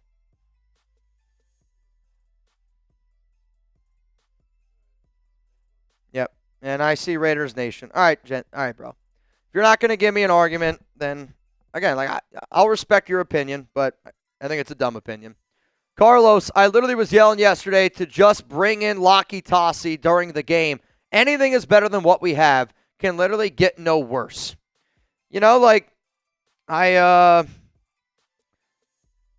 the other problem with Tossie is he's, on the practice squad. So there's that. Like, they have to promote him, which maybe they did. I don't remember seeing that they ended up promoting him.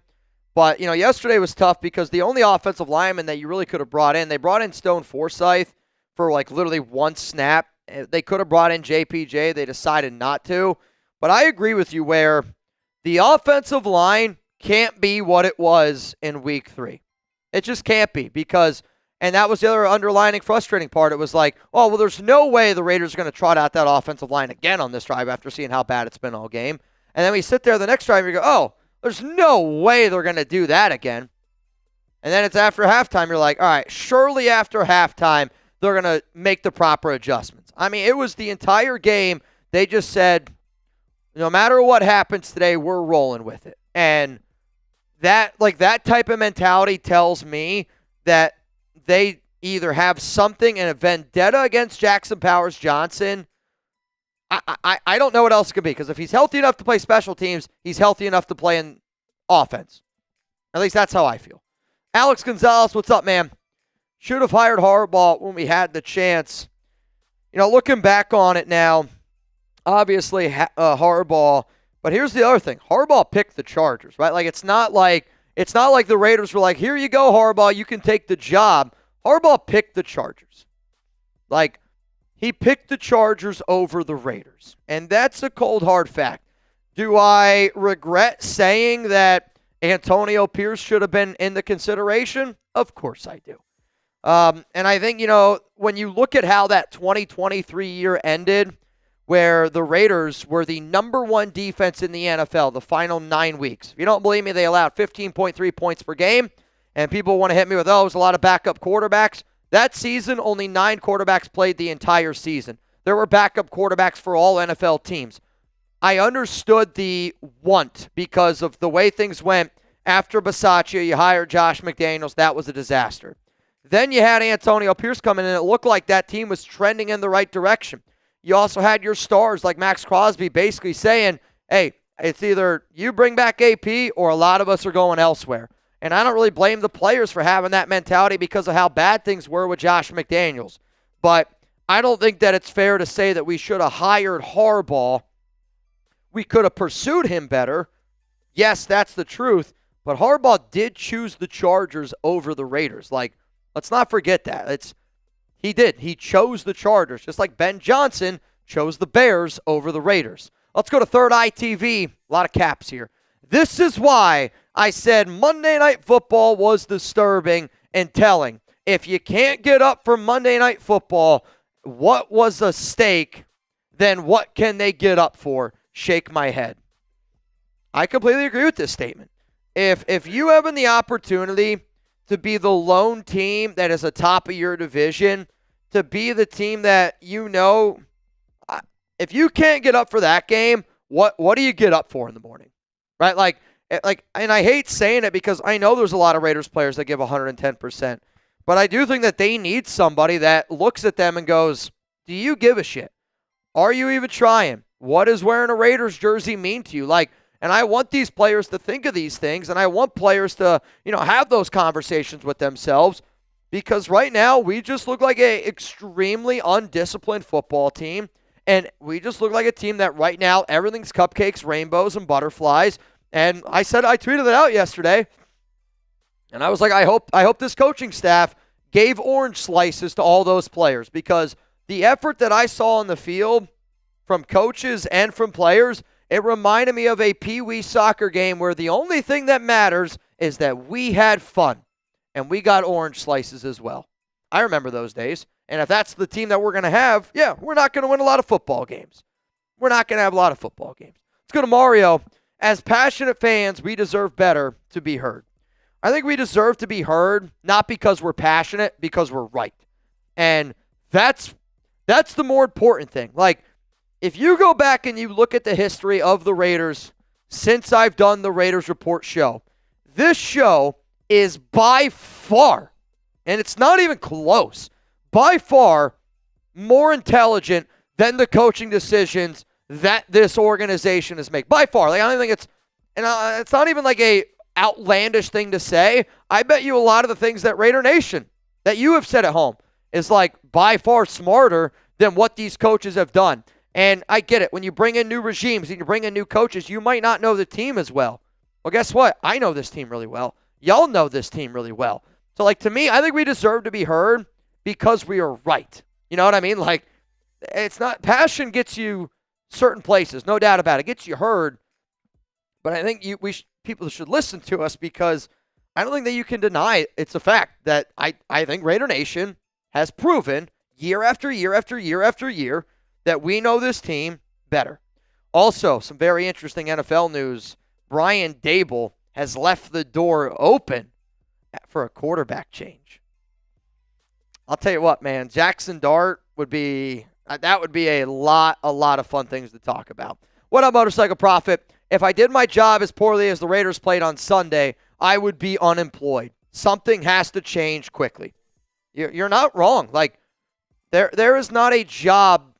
If you would show up to do your job and do it as bad as what you did over and over and over and over and over again, you're right, you wouldn't have a job. And I know that you can't look at everything like that. I know not everything's black and white. I know not everything is apples to apples. But at the same time, like, what are we doing during the week? What do our practices look like? Because we've gotten 3 games this year, right? We've gotten 3 games this year, 3 games that I don't think that any of those 3 games we've played well. And the more concerning part is, the first game, you basically have the entire offseason to plan for it.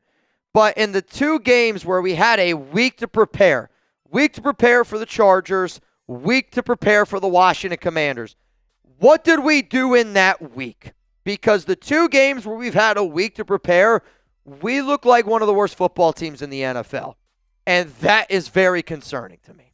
Let's keep it moving here on today's show. Reminder, if you want to vent, you want to get your questions, comments up here on this program, it's hashtag Raiders or Super Chat to skip the line. I do have one more segment that I got to get to, and just so everybody knows, I am going to be live tonight, Monday Night Football. So this show today is going to end at around 4 p.m. Eastern time.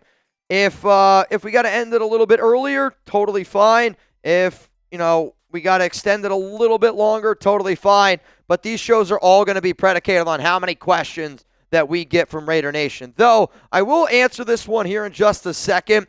I do want to say, I saw somebody asking about a duck race. If you want to get in, it's a $10 Venmo today. Mondays we do $10. The last time that I checked, it was 10 to win $50.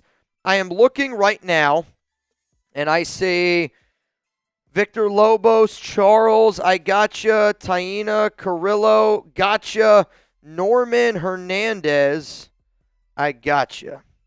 So as it stands, it is a $10 Venmo.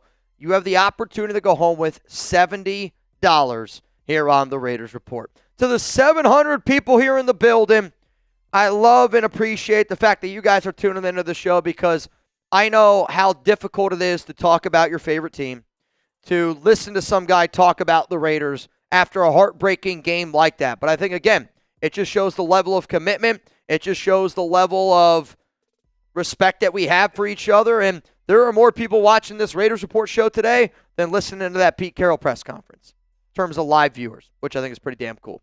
Let's go to Nico Les. What up, Nico? What up, Nico? Growing up, my dad would make me stand in the corner with my arms out and put hot sauce in my mouth if I effed up. Pete needs to punish Brennan way worse. All right, let's open up a can of worms here. What did your mom, your dad, and parent, what did they used to do to punish you? This is interesting. I'll be real. My mom was super laid back. I don't even really remember my mom ever punishing me. My parents were divorced my entire life, but they always had a great relationship, like together, like where they would make it work, for me, which I always respected. My mom used to threaten to call my dad. Like, if I heard, like, if my mom picked up the phone and was like, I'm going to call your dad, dude, that was bad news. Like, that was DEFCON 5. That was, really, really bad. My dad, I'll give my dad credit.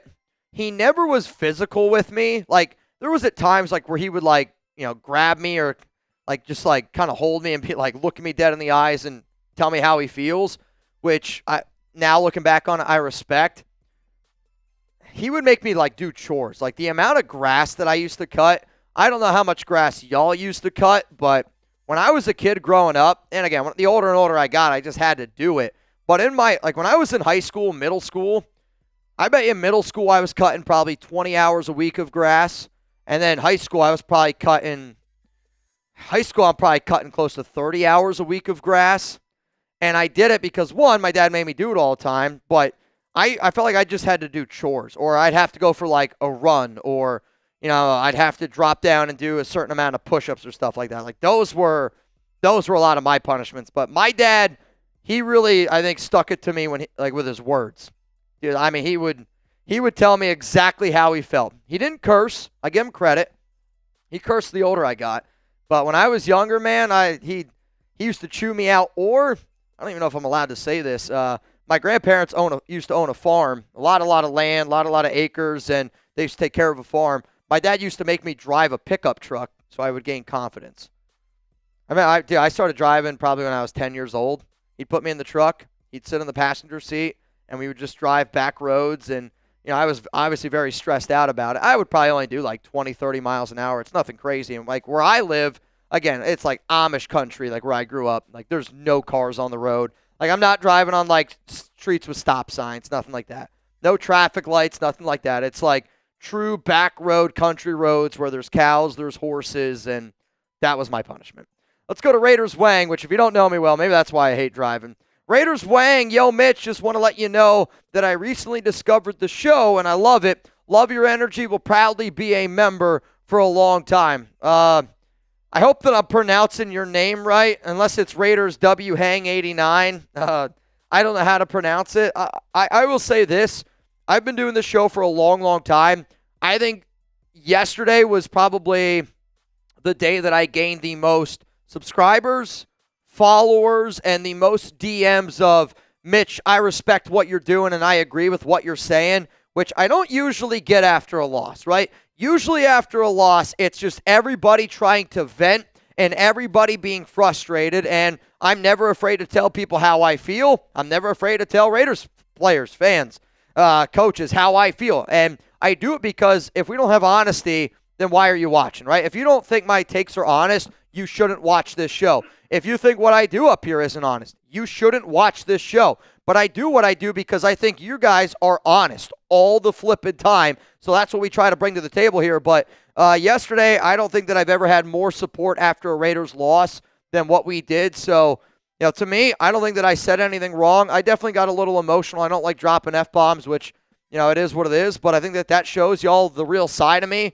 And I also see the real side of y'all a lot of times. So this one means a lot to me, dude. I greatly appreciate you. But I also say this show is a lot more fun when we win. This program is a lot more fun when we win. We're going to have some fun tonight on Monday Night Football. We're going to have some fun tomorrow on Tuesday. And we're going to have some fun on Thursday Night Football. The uprising, what if we went from John Harbaugh instead of AP?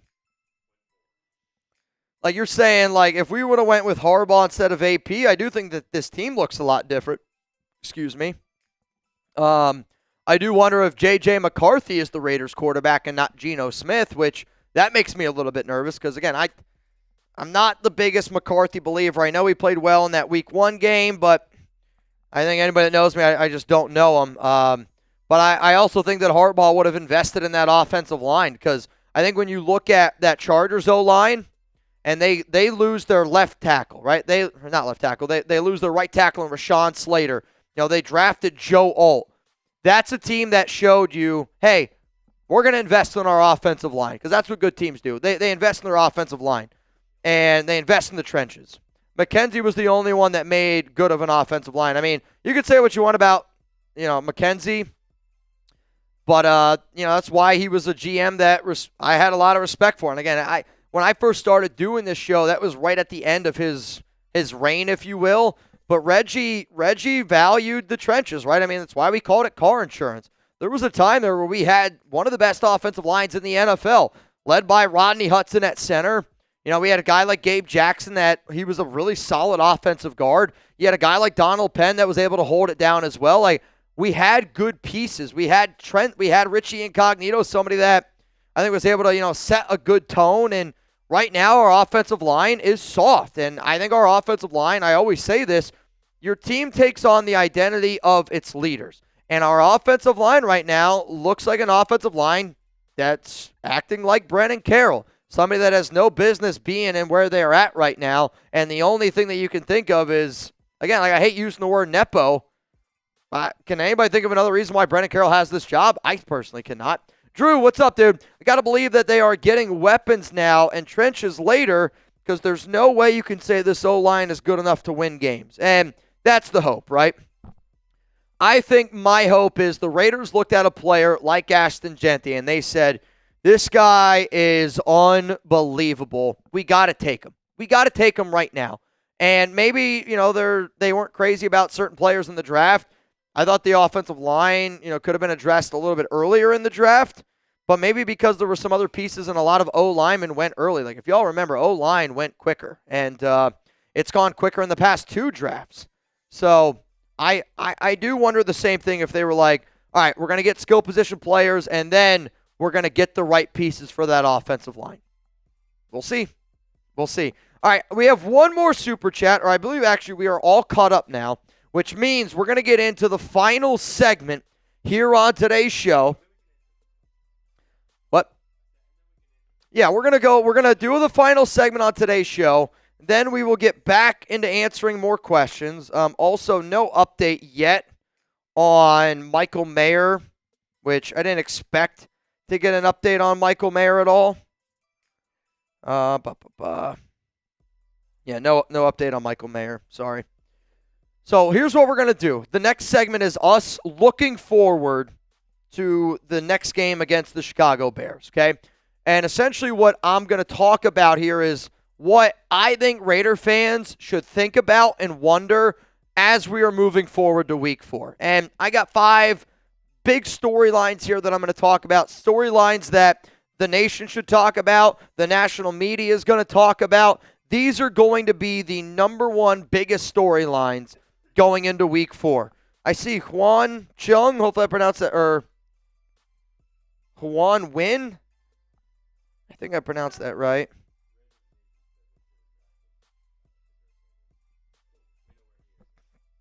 I mean, but, and I'll get into this argument one more time.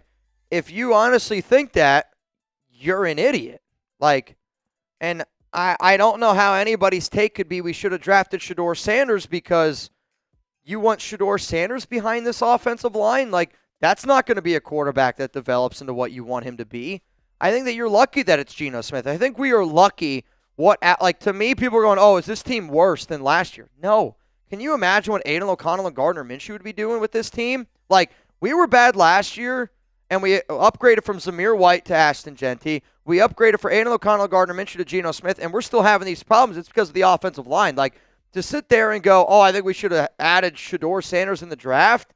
I'm sorry, but that's just such an idiotic statement to make because no rookie quarterback is going to have success with this offensive line. Williams.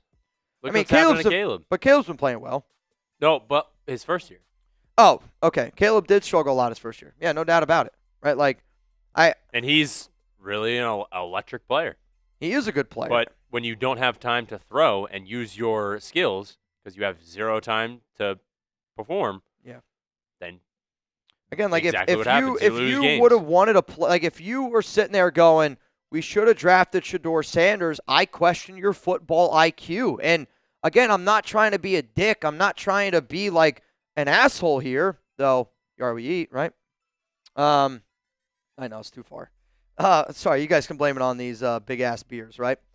But at the same time, how can you sit there and say we should have drafted Shedeur Sanders because then he would have had to play behind this offensive line, and there's no way a rookie quarterback would have materialized into being what you want him to be, right? It would have been a disaster. It would have been a disaster. I'm not saying it would have been Shedeur's fault. I'm not saying that I think Shedeur Sanders is a bad quarterback. I don't think Shedeur Sanders is a bad quarterback.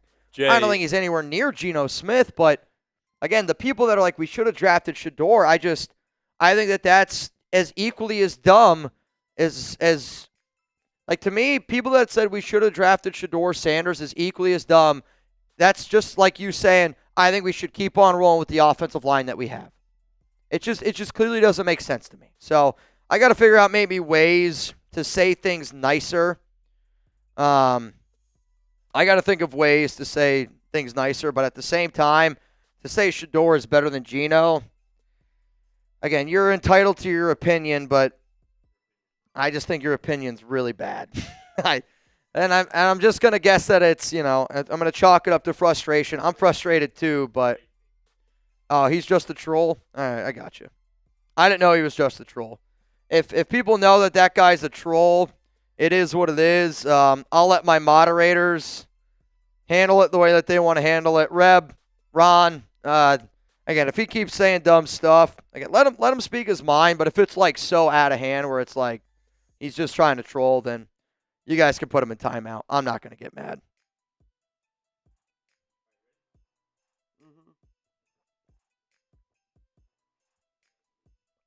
All right, y'all.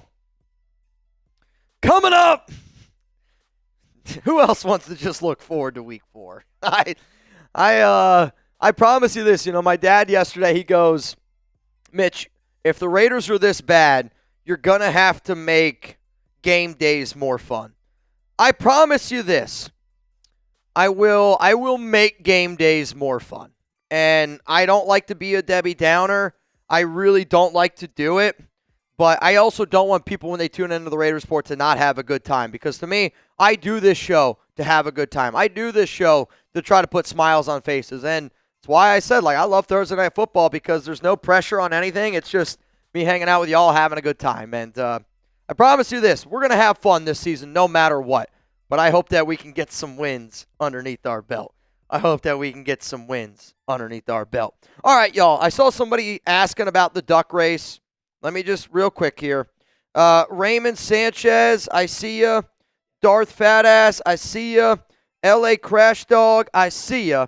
It's a $10 Venmo. Right now you're in for a chance to win $90 here on today's program. And if we want to give away, first place gets something, second place gets something, we can do that. I figure, though, with a $10 duck race, could be winner take all, but I'll let you guys decide, whatever the heck you want to do. Decide whatever the heck y'all want to do. So if you want to get in, add me as a friend, or you could scan that QR code to get in the duck race. If you're like, what the hell is a duck race? It's a 50-50 raffle. It's going to be a race at the end of the show. It's going to be a lot of fun. I promise you. You're going to want to get in, huh? It's not going to be ducks. It's not going to be. No, I don't know what it could be today. I'm going to let him decide. All right. You ready? I'm ready. Panda is the sponsor, which you already got pulled up. Let's talk about some of these must-see news and storylines going into week 4. You ready? Here we go. Raider Nation, what's going on? It's Mitchell Renz here, host of the Raiders Report, and coming up on today's show, we're going to be looking at the top storylines, the top trending topics going into the Raiders' Week 4 game up against the Chicago Bears. Now, I wouldn't be able to do today's show if it wasn't for our awesome sponsor, Panda Subs. Make sure that you use code RAIDERS. You're going to be able to save 25% off at pandasubs.com. And whether you're looking for protein, whether you're looking for BCAAs, if there was one thing that I wish I could get at Panda Subs, I wish I could get a Fire Brennan Carroll shaker. To the owner of Panda Subs, if you can make me a Fire Brennan Carroll Panda shaker, I'm going to use that on these shows because there's going to be a lot of people that are going to want them. Let's go to the first storyline here on today's show, and it's going to be, how does this Raiders team respond after being terrible in all 3 phases against the Washington Commanders? And I say that because the Raiders had a week to prepare for the Chargers. They were a disaster.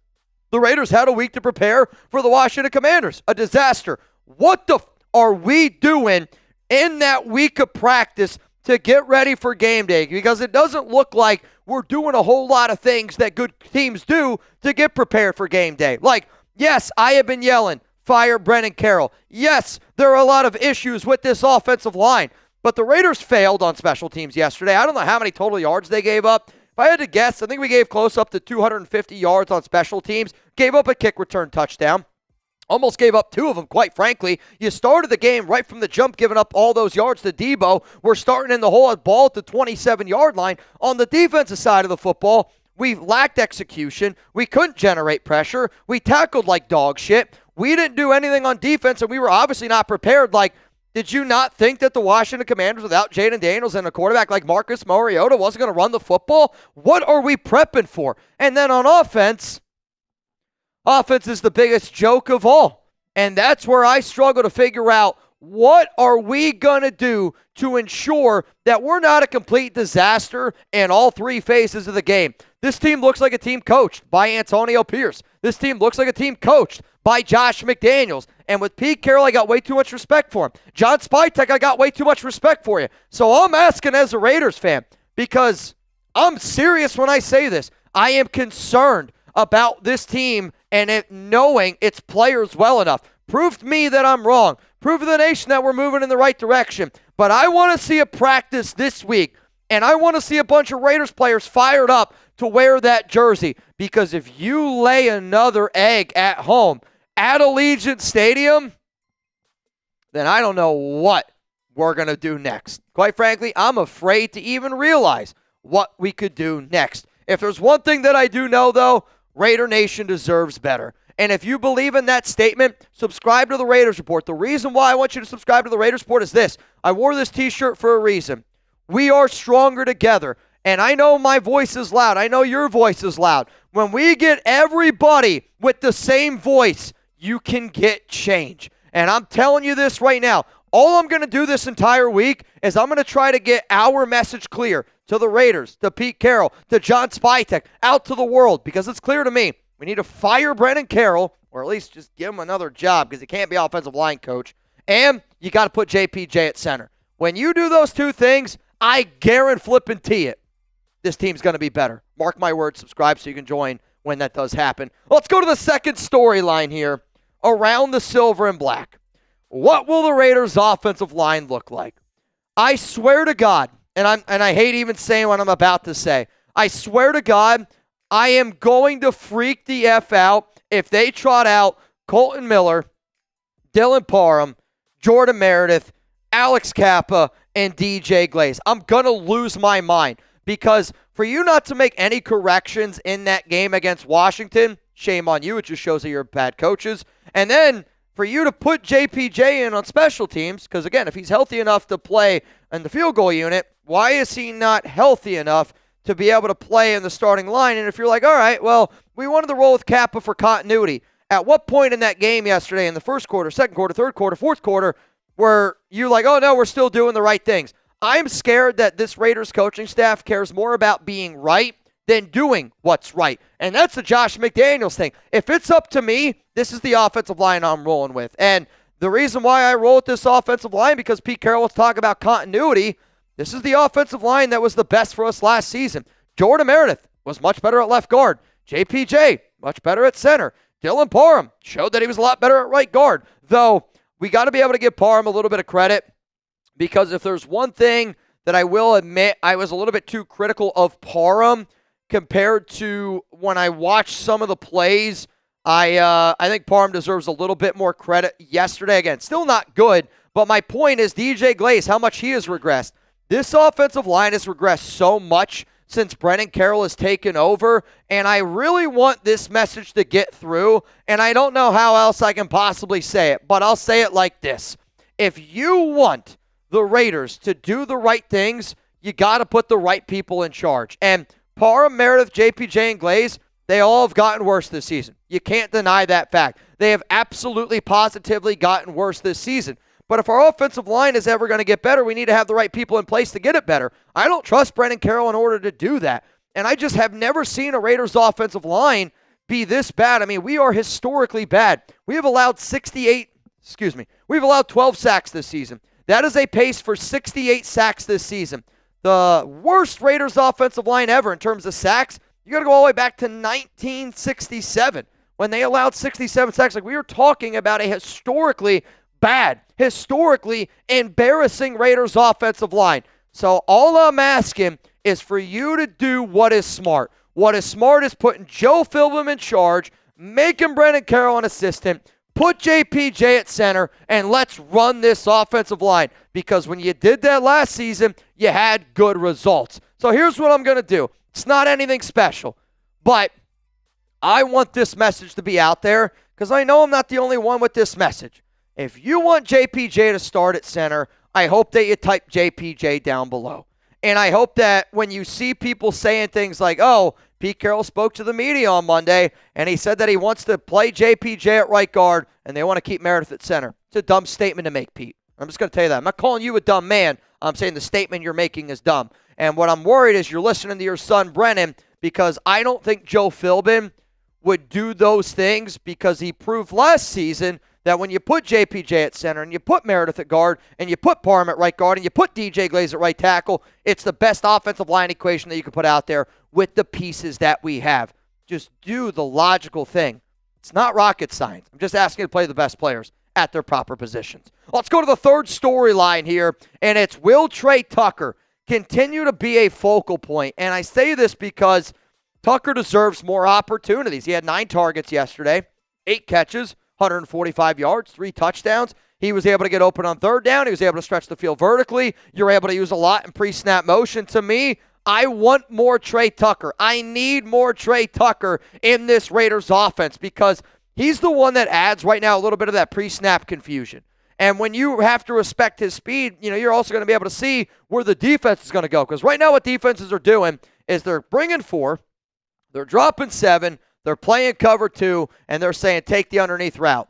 Oh, you can't take the underneath route? Why can't they do it? Because the offensive line can't block long enough. Because Chip Kelly's stringing up plays that are going all the way down the field. We are so out of sync right now, and it starts up front. There's no doubt about it because we can't properly evaluate our players. But I want to see more Trey Tucker, and I just want to see him get more opportunities. I don't care if that's running the ball. I don't care if that's passing the ball. Trey Tucker needs more opportunities, and after yesterday's game, it's very, very clear to me. We got a few more storylines coming up here in just a moment, but today's show presented by Panda Supps. Whether you need protein, pre-workout, maybe a little bit of BCAAs to help really get your body going on a morning after a Raiders game, if you feel a little bit hungover, take a scoop of the BCAAs. It's going to help your body get rehydrated. You're going to feel a lot better. If you're somebody where you need help falling asleep, if you need somebody where you need a little bit of extra help getting up in the morning for that workout, taking some pre-workout is going to help you do that. If you need to get your hands on some of their brand new premium whey protein isolate, guess what? Code Raiders, 25% off at pandasupps.com. If you spend over $99, you're going to get free shipping if you live in the U.S. If you spend over $125, you're going to get free creatine and free shipping if you live in the U.S. It's pandasupps.com. That link is going to be available down in the comments, down in the description of today's show. Huge, huge shout out to my guy from Panda for always hooking us up here. And I will admit this, if you're also tired, sick and tired of the Raiders, and you feel like you got that crash in the middle of the day, take a scoop of those nootropics. They're going to lock you in because it's wakes up your mind, where caffeine sometimes wakes up your body. Let's go to the fourth storyline here going into week 4, and it's what is the health status of Raiders tight end Michael Mayer. Pete Carroll was unable to give an update on Mayer. If I had to guess, I don't have a lot of confidence that he's going to be ready to go this week, just because the concussion protocol does take some time. The Raiders are also just extra, we'll say, they're going to play it a little extra safe with Michael based on what happened last season with him and his mental health. So to me, I think Mayer is going to have to be like literally 100% healthy.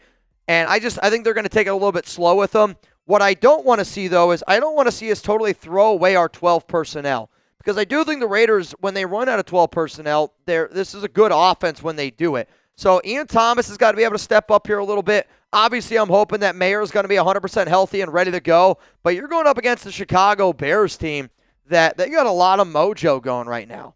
And that's a team that they're going to try to bring the pressure. They're going to try to bring the house. Obviously, I hope Mayer is okay, and I hope that you guys show Mayer a little bit of love. Again, today, I'm not going to ask for too much because I don't feel like I'm asking for too much for them to put JPJ at center and them to move on from Brennan Carroll. But from you guys, I just want y'all to show JPJ some love, and I want y'all to show Michael Mayer a little bit of love as well because, seeing him go out yesterday was a little bit difficult to see, quite frankly. So if you guys could, throw those 87s down below. Because when you see a player kind of get knocked down, now he was able to run off the field on his own power. But to me, having Mayer out there is important because when we run 12 personnel, we are a better offense. And I just want to see us continuously running 12 personnel instead of running the pistol, running our offensive sets the same way over and over and over again and expecting a different result. The fifth and final storyline is going to be the one that the media gravitate towards, and that is how will Pete Carroll and Geno Smith and the Raiders look compared to Ben Johnson, Caleb Williams, and the Chicago Bears? And I say that because, Ben Johnson was a coach that the Raiders were really interested in. Johnson obviously ended up picking Chicago, and they obviously ended up picking Caleb Williams because, he wanted the opportunity to work with him. But here's the thing. I have already talked about Pete over Ben Johnson. I don't want to have to go back on my word there. And Caleb has looked much better over the past few weeks. 715 yards, 7 touchdowns, 1 interception. But I also think that Caleb Williams also is very similar to Justin Herbert in the idea of confident Caleb, scary quarterback. Not confident Caleb, not a very scary quarterback. So if you're the Raiders, you got to be able to draw up plays and figure out ways that you can rattle him, get some pressure on him. But also at the same time, Chicago has done a really good job this offseason with their interior offensive line.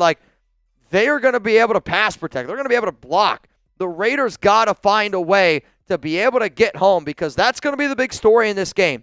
If the Raiders struggle against Ben Johnson and Caleb Williams, it's just going to be we're 1-3 again, and we're just trending in the wrong direction. So before I get on out of here, again, if you do not know, I will be live later on, 4 p.m. Eastern Time. I'm also going to be live Thursday night football. Make sure you're subscribed. Make sure those notifications are turned on. And if you're just as frustrated as I am, I promise you, our voice is going to be louder together. We got to stand together. We are stronger together. And I know it's corny. I know it's probably a dumb thing to say, but I mean it. I know that our voice can be heard because it's been heard before. All right, y'all, let's go to some super chats here on today's program. Once we get through all the super chats, then we're going to run a duck race, and then we are going to get on out here. So if you want me to stay live, keep sending those hashtag Raiders, keep sending in those super chats. I proudly would have drafted Shedeur, and I have a high football IQ, and I've been watching them in Oakland and L.A., but yes, our O-line is trash. Okay. I'm just going to respectfully disagree with you, man. I don't think anybody with a high football IQ would draft Shedeur Sanders on this team. We'll leave it like that. I guess where would you draft him? I guess maybe that's it. Are you saying that we should have drafted him? If you're saying in the first round, come on, bro. If you're saying, maybe drafting Shedeur in the 5th round instead of a Cam Miller, again, you got to let him develop. I think the problem is if you're drafting Shedeur, he's not going to play, right? He's not anywhere close to Geno Smith. And people could say, I can't even believe that people even think that he is, right? And I think that that's the beer goggles that are on. But if you're drafting him in the 5th, are you going to be able to develop him to be a good enough quarterback in the future? Because, I just don't know if you're going to be able to do it. To say, though, you should have drafted him and that he should be playing over Geno, that's kind of where more or less I'm saying, that's low football IQ. It's low football IQ to think that Shedeur Sanders would be doing better than Geno Smith right now. That's dumb. Now they drafted like dog and bullshit because Jackson Slater was on the board forever, and they chose Rodgers garbage ass over Slater. Unforgivable. Now, again, I think the problem with Caleb Rodgers is, did they draft him higher than what they should have? Yes. I had him rated as a 5th, 6th round offensive lineman. And I'll still say that I think my guy Tom Downey does more homework than just about anybody on the planet, and I trust his evaluations. But Rodgers is a developmental piece, and he's a very well-liked guy in that locker room. It's going to take some time for him to develop, but right now I think what you're seeing is the Raiders are trying to develop players, but we also don't have good enough players to be out there on the field. So that's kind of the problem. But I did like Jackson Slater. I know he went to a small school. I did like him more than Caleb Rodgers. Let's go to Alex Perez. You're next up here, dog. I don't think the Raiders doing this week after week, year after year is healthy for the human body, Mitch. It's definitely not healthy, right? It's definitely not healthy. But, at the same time, I always say this. When the Raiders are finally good, man, oh man, is it going to hit. It's kind of like when I don't do. Who? CeeDee Lamb expected to miss 3 to 4 weeks with that high ankle sprain. I mean, they're lucky that he's not out a little bit longer. That's some random NFL news. I also think, though, there is obviously going to be a time where the Raiders figure it out. I don't know when it's going to happen. I don't know how it's going to happen. But I do still think that this team is better. And when you can say that they're better, I think you're at least moving in the right direction. But right now, Pete's got to prove a lot of people that he was the right hire. And I can't blame people for not believing in Pete Carroll right now because your 3-game sample size it's not good. It's not a good sample size. What do you got for me? I will say, this is sort of like, I mean, you're not in a terrible spot. Like, you're 1-2, but there's answers to the problems that you have. There's solutions to the wrong that's out there, right? At least it's not like I don't know what we're doing wrong. We're just not winning games. Like, we're just bad. Like, you don't know. See you, Max. But it's sort of like my golf game. Last time I golfed, had no idea what was going wrong. I was hitting it left every time I hit my irons. I didn't know what was going on. At least in the Raiders sense, you know what needs to be done. Yep. They're just not doing it for some reason. So, like, 1-2, your season's not over, especially because there are answers to these problems.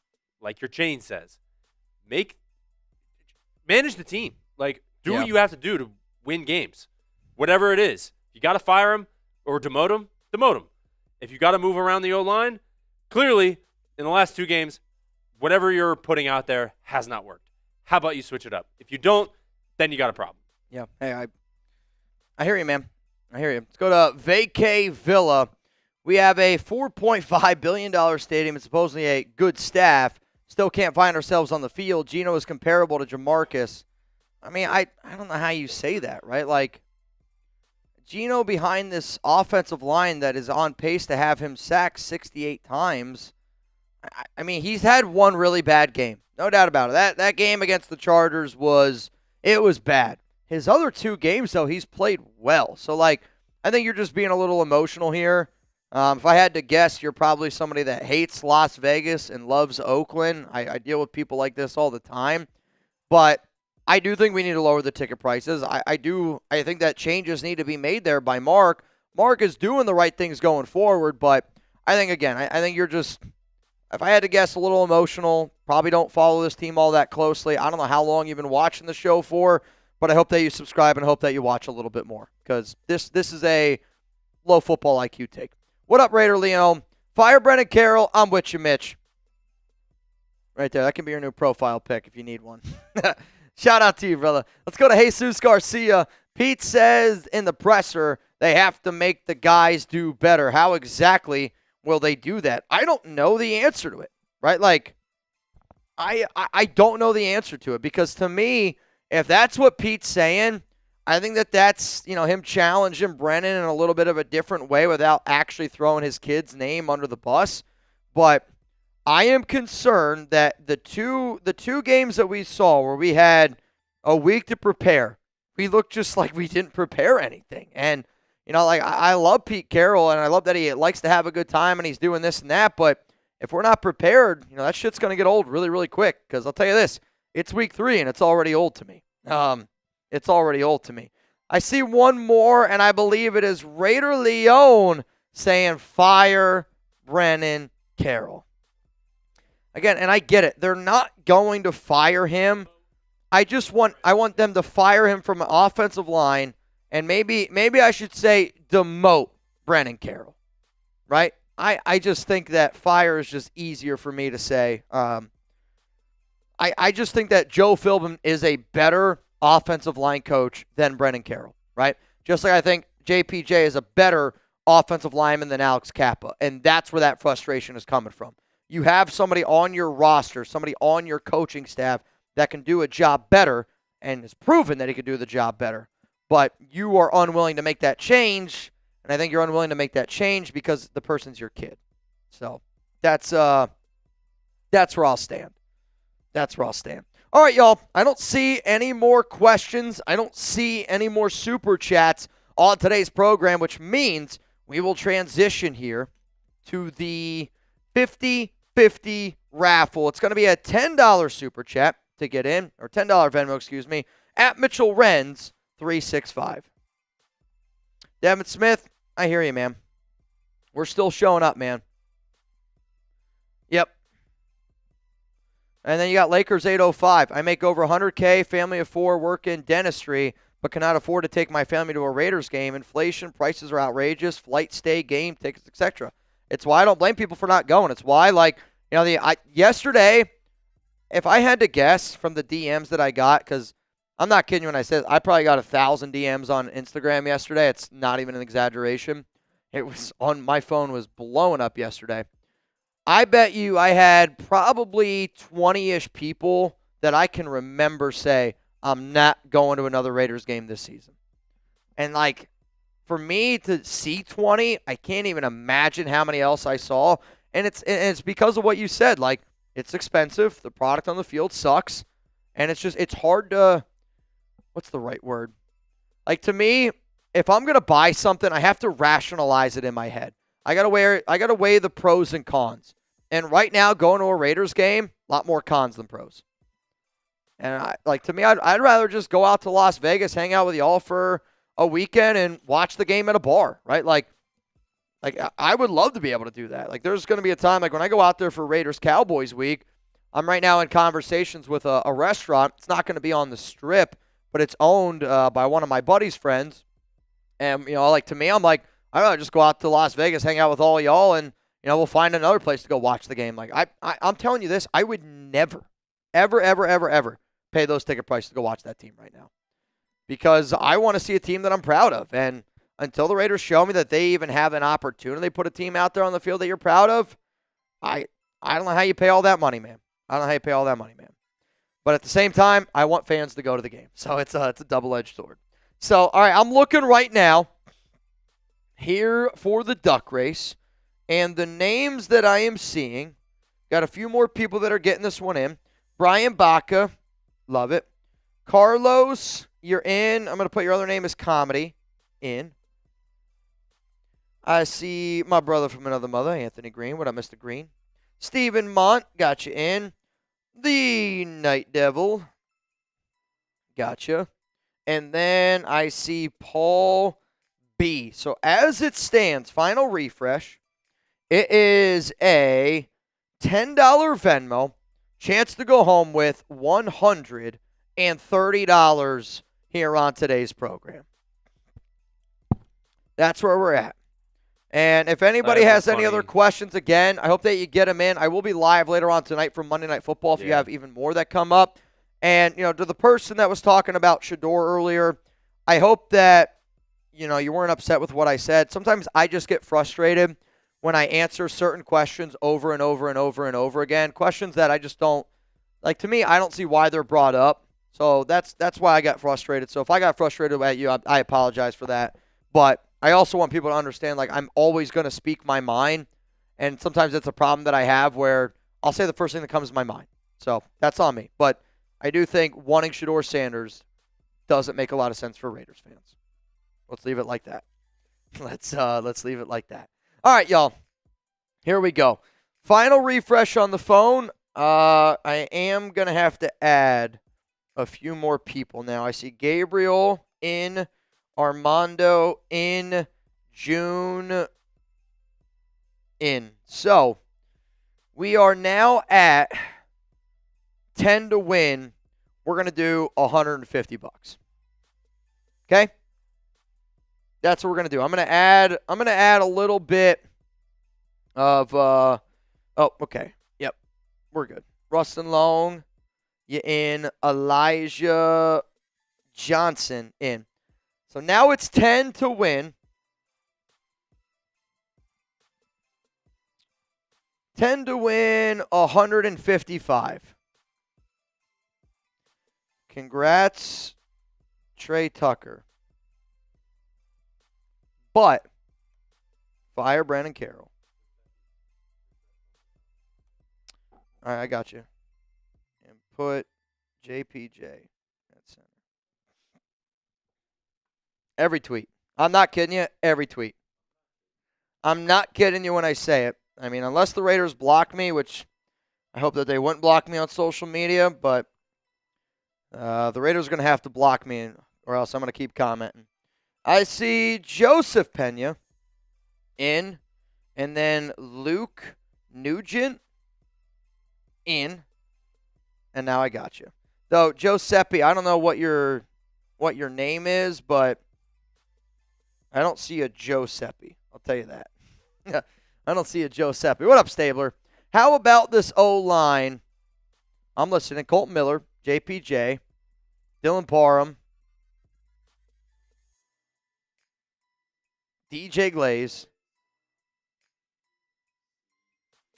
I think that's Charles Grant. Grant's a left tackle. The problem is Caleb Rogers and Charles Grant they're not ready to play right now.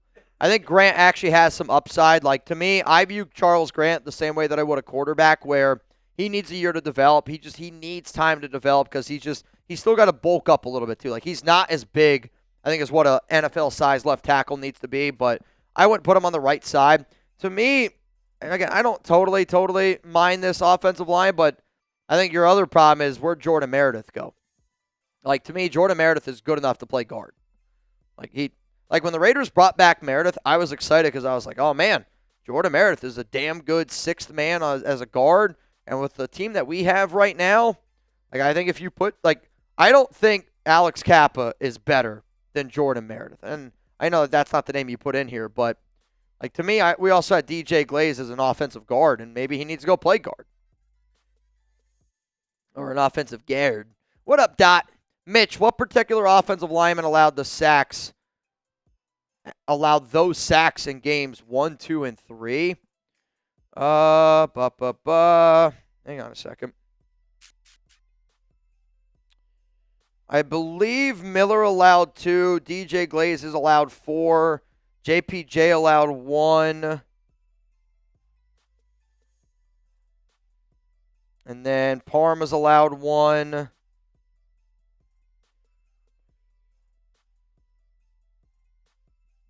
Yeah, I got to go back and look. But I know the worst offensive lineman on our team this year, from a sack standpoint, has been DJ Glaze.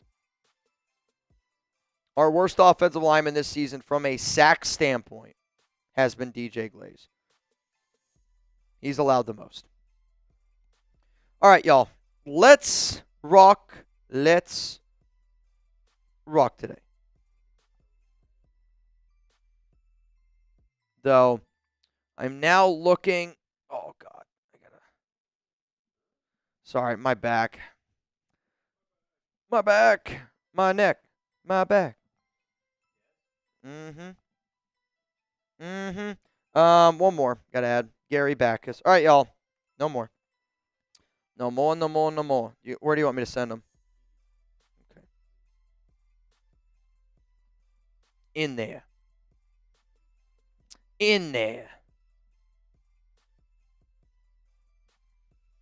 All right, so this means winner's going to go home with $170 here on the show. Friendly reminder that I will be back here on this program in about 3 hours and 30 minutes as we're going to get ready for Monday Night Football. Which Monday Night Football tonight kicks off at 8:15 p.m. Eastern Time, which means we will be live an hour 15 before Monday Night Football kickoff. So, I have a duck race of Brennan Carroll's potential jobs. Oh, no. This could be something. So these are all jobs. These are all jobs Brennan Carroll could do. I love it. I love it. I love it. Shuffle. Shuffle again. Shuffle one more time. Xavier, I don't appreciate the comments. You're obviously allowed to think what you want, but I think people show up here, and I think people know all the hard work that we put in. So I think you just sound like a bitter Raiders fan. I hope that you get what you need. But again, I hope that we bring a lot of attention to a lot of good things around here. So, and I think people respect the work that we put in because you're going to be a smarter Raider fan watching this show. You're obviously entitled to your own opinion, but I think people also spend their money what they want to spend their money on. I think that's what adults do. All right, ready? Also, I don't keep any of the money. 3, 2, 1, let's run. Let's go. Steven Martinez out to an early lead here. Carlos, very interesting spot. Missed the green. Now, who is this? Who is this guy? Who is this guy? I want to keep my my mic on, but I just keep sniffling. I'm like, nobody wants to hear that in their ear. Yeah, I mean, I hear you. I appreciate that you're powering through. I love how Victor Lobo slowly falling back here a little bit. I mean, which job would be Brennan Carroll the most? Scientist right there, Steve Monk? Absolutely not. I see plumber. I was going to say, I think Victor... Because he loves hanging with shit. Oh, man. Yep, and our offensive line looks pretty clogged right now. Uh-oh. I don't know. Joseph! I mean, they're gassed right now, bro. What is in his... is he a construction worker? What's in his left hand? That looks sus. I'm not going to lie. Joseph. All right, hang on. So this, just so you know, is Joseph Pena. So, Joseph, I apologize for spelling your name just horrifically wrong. Congrats to you, man. Joseph, if you could do me a solid, and if you could please confirm that you just received $170, I would greatly appreciate that. $170. I would greatly appreciate that. Lakers 805 said I was creeping up on the last second. I mean, I'll tell you this. I think I remember that race.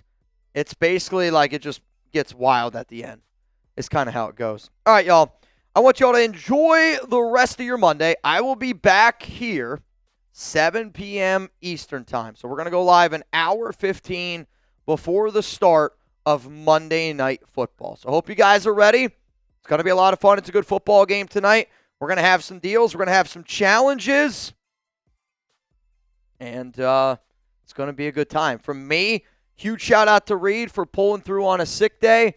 He might be heading home here soon. I don't blame him. So from me, from Reed, for our entire Chat Sports team, we are louder together. Let's stay stronger together. And please, fire Brennan Carroll.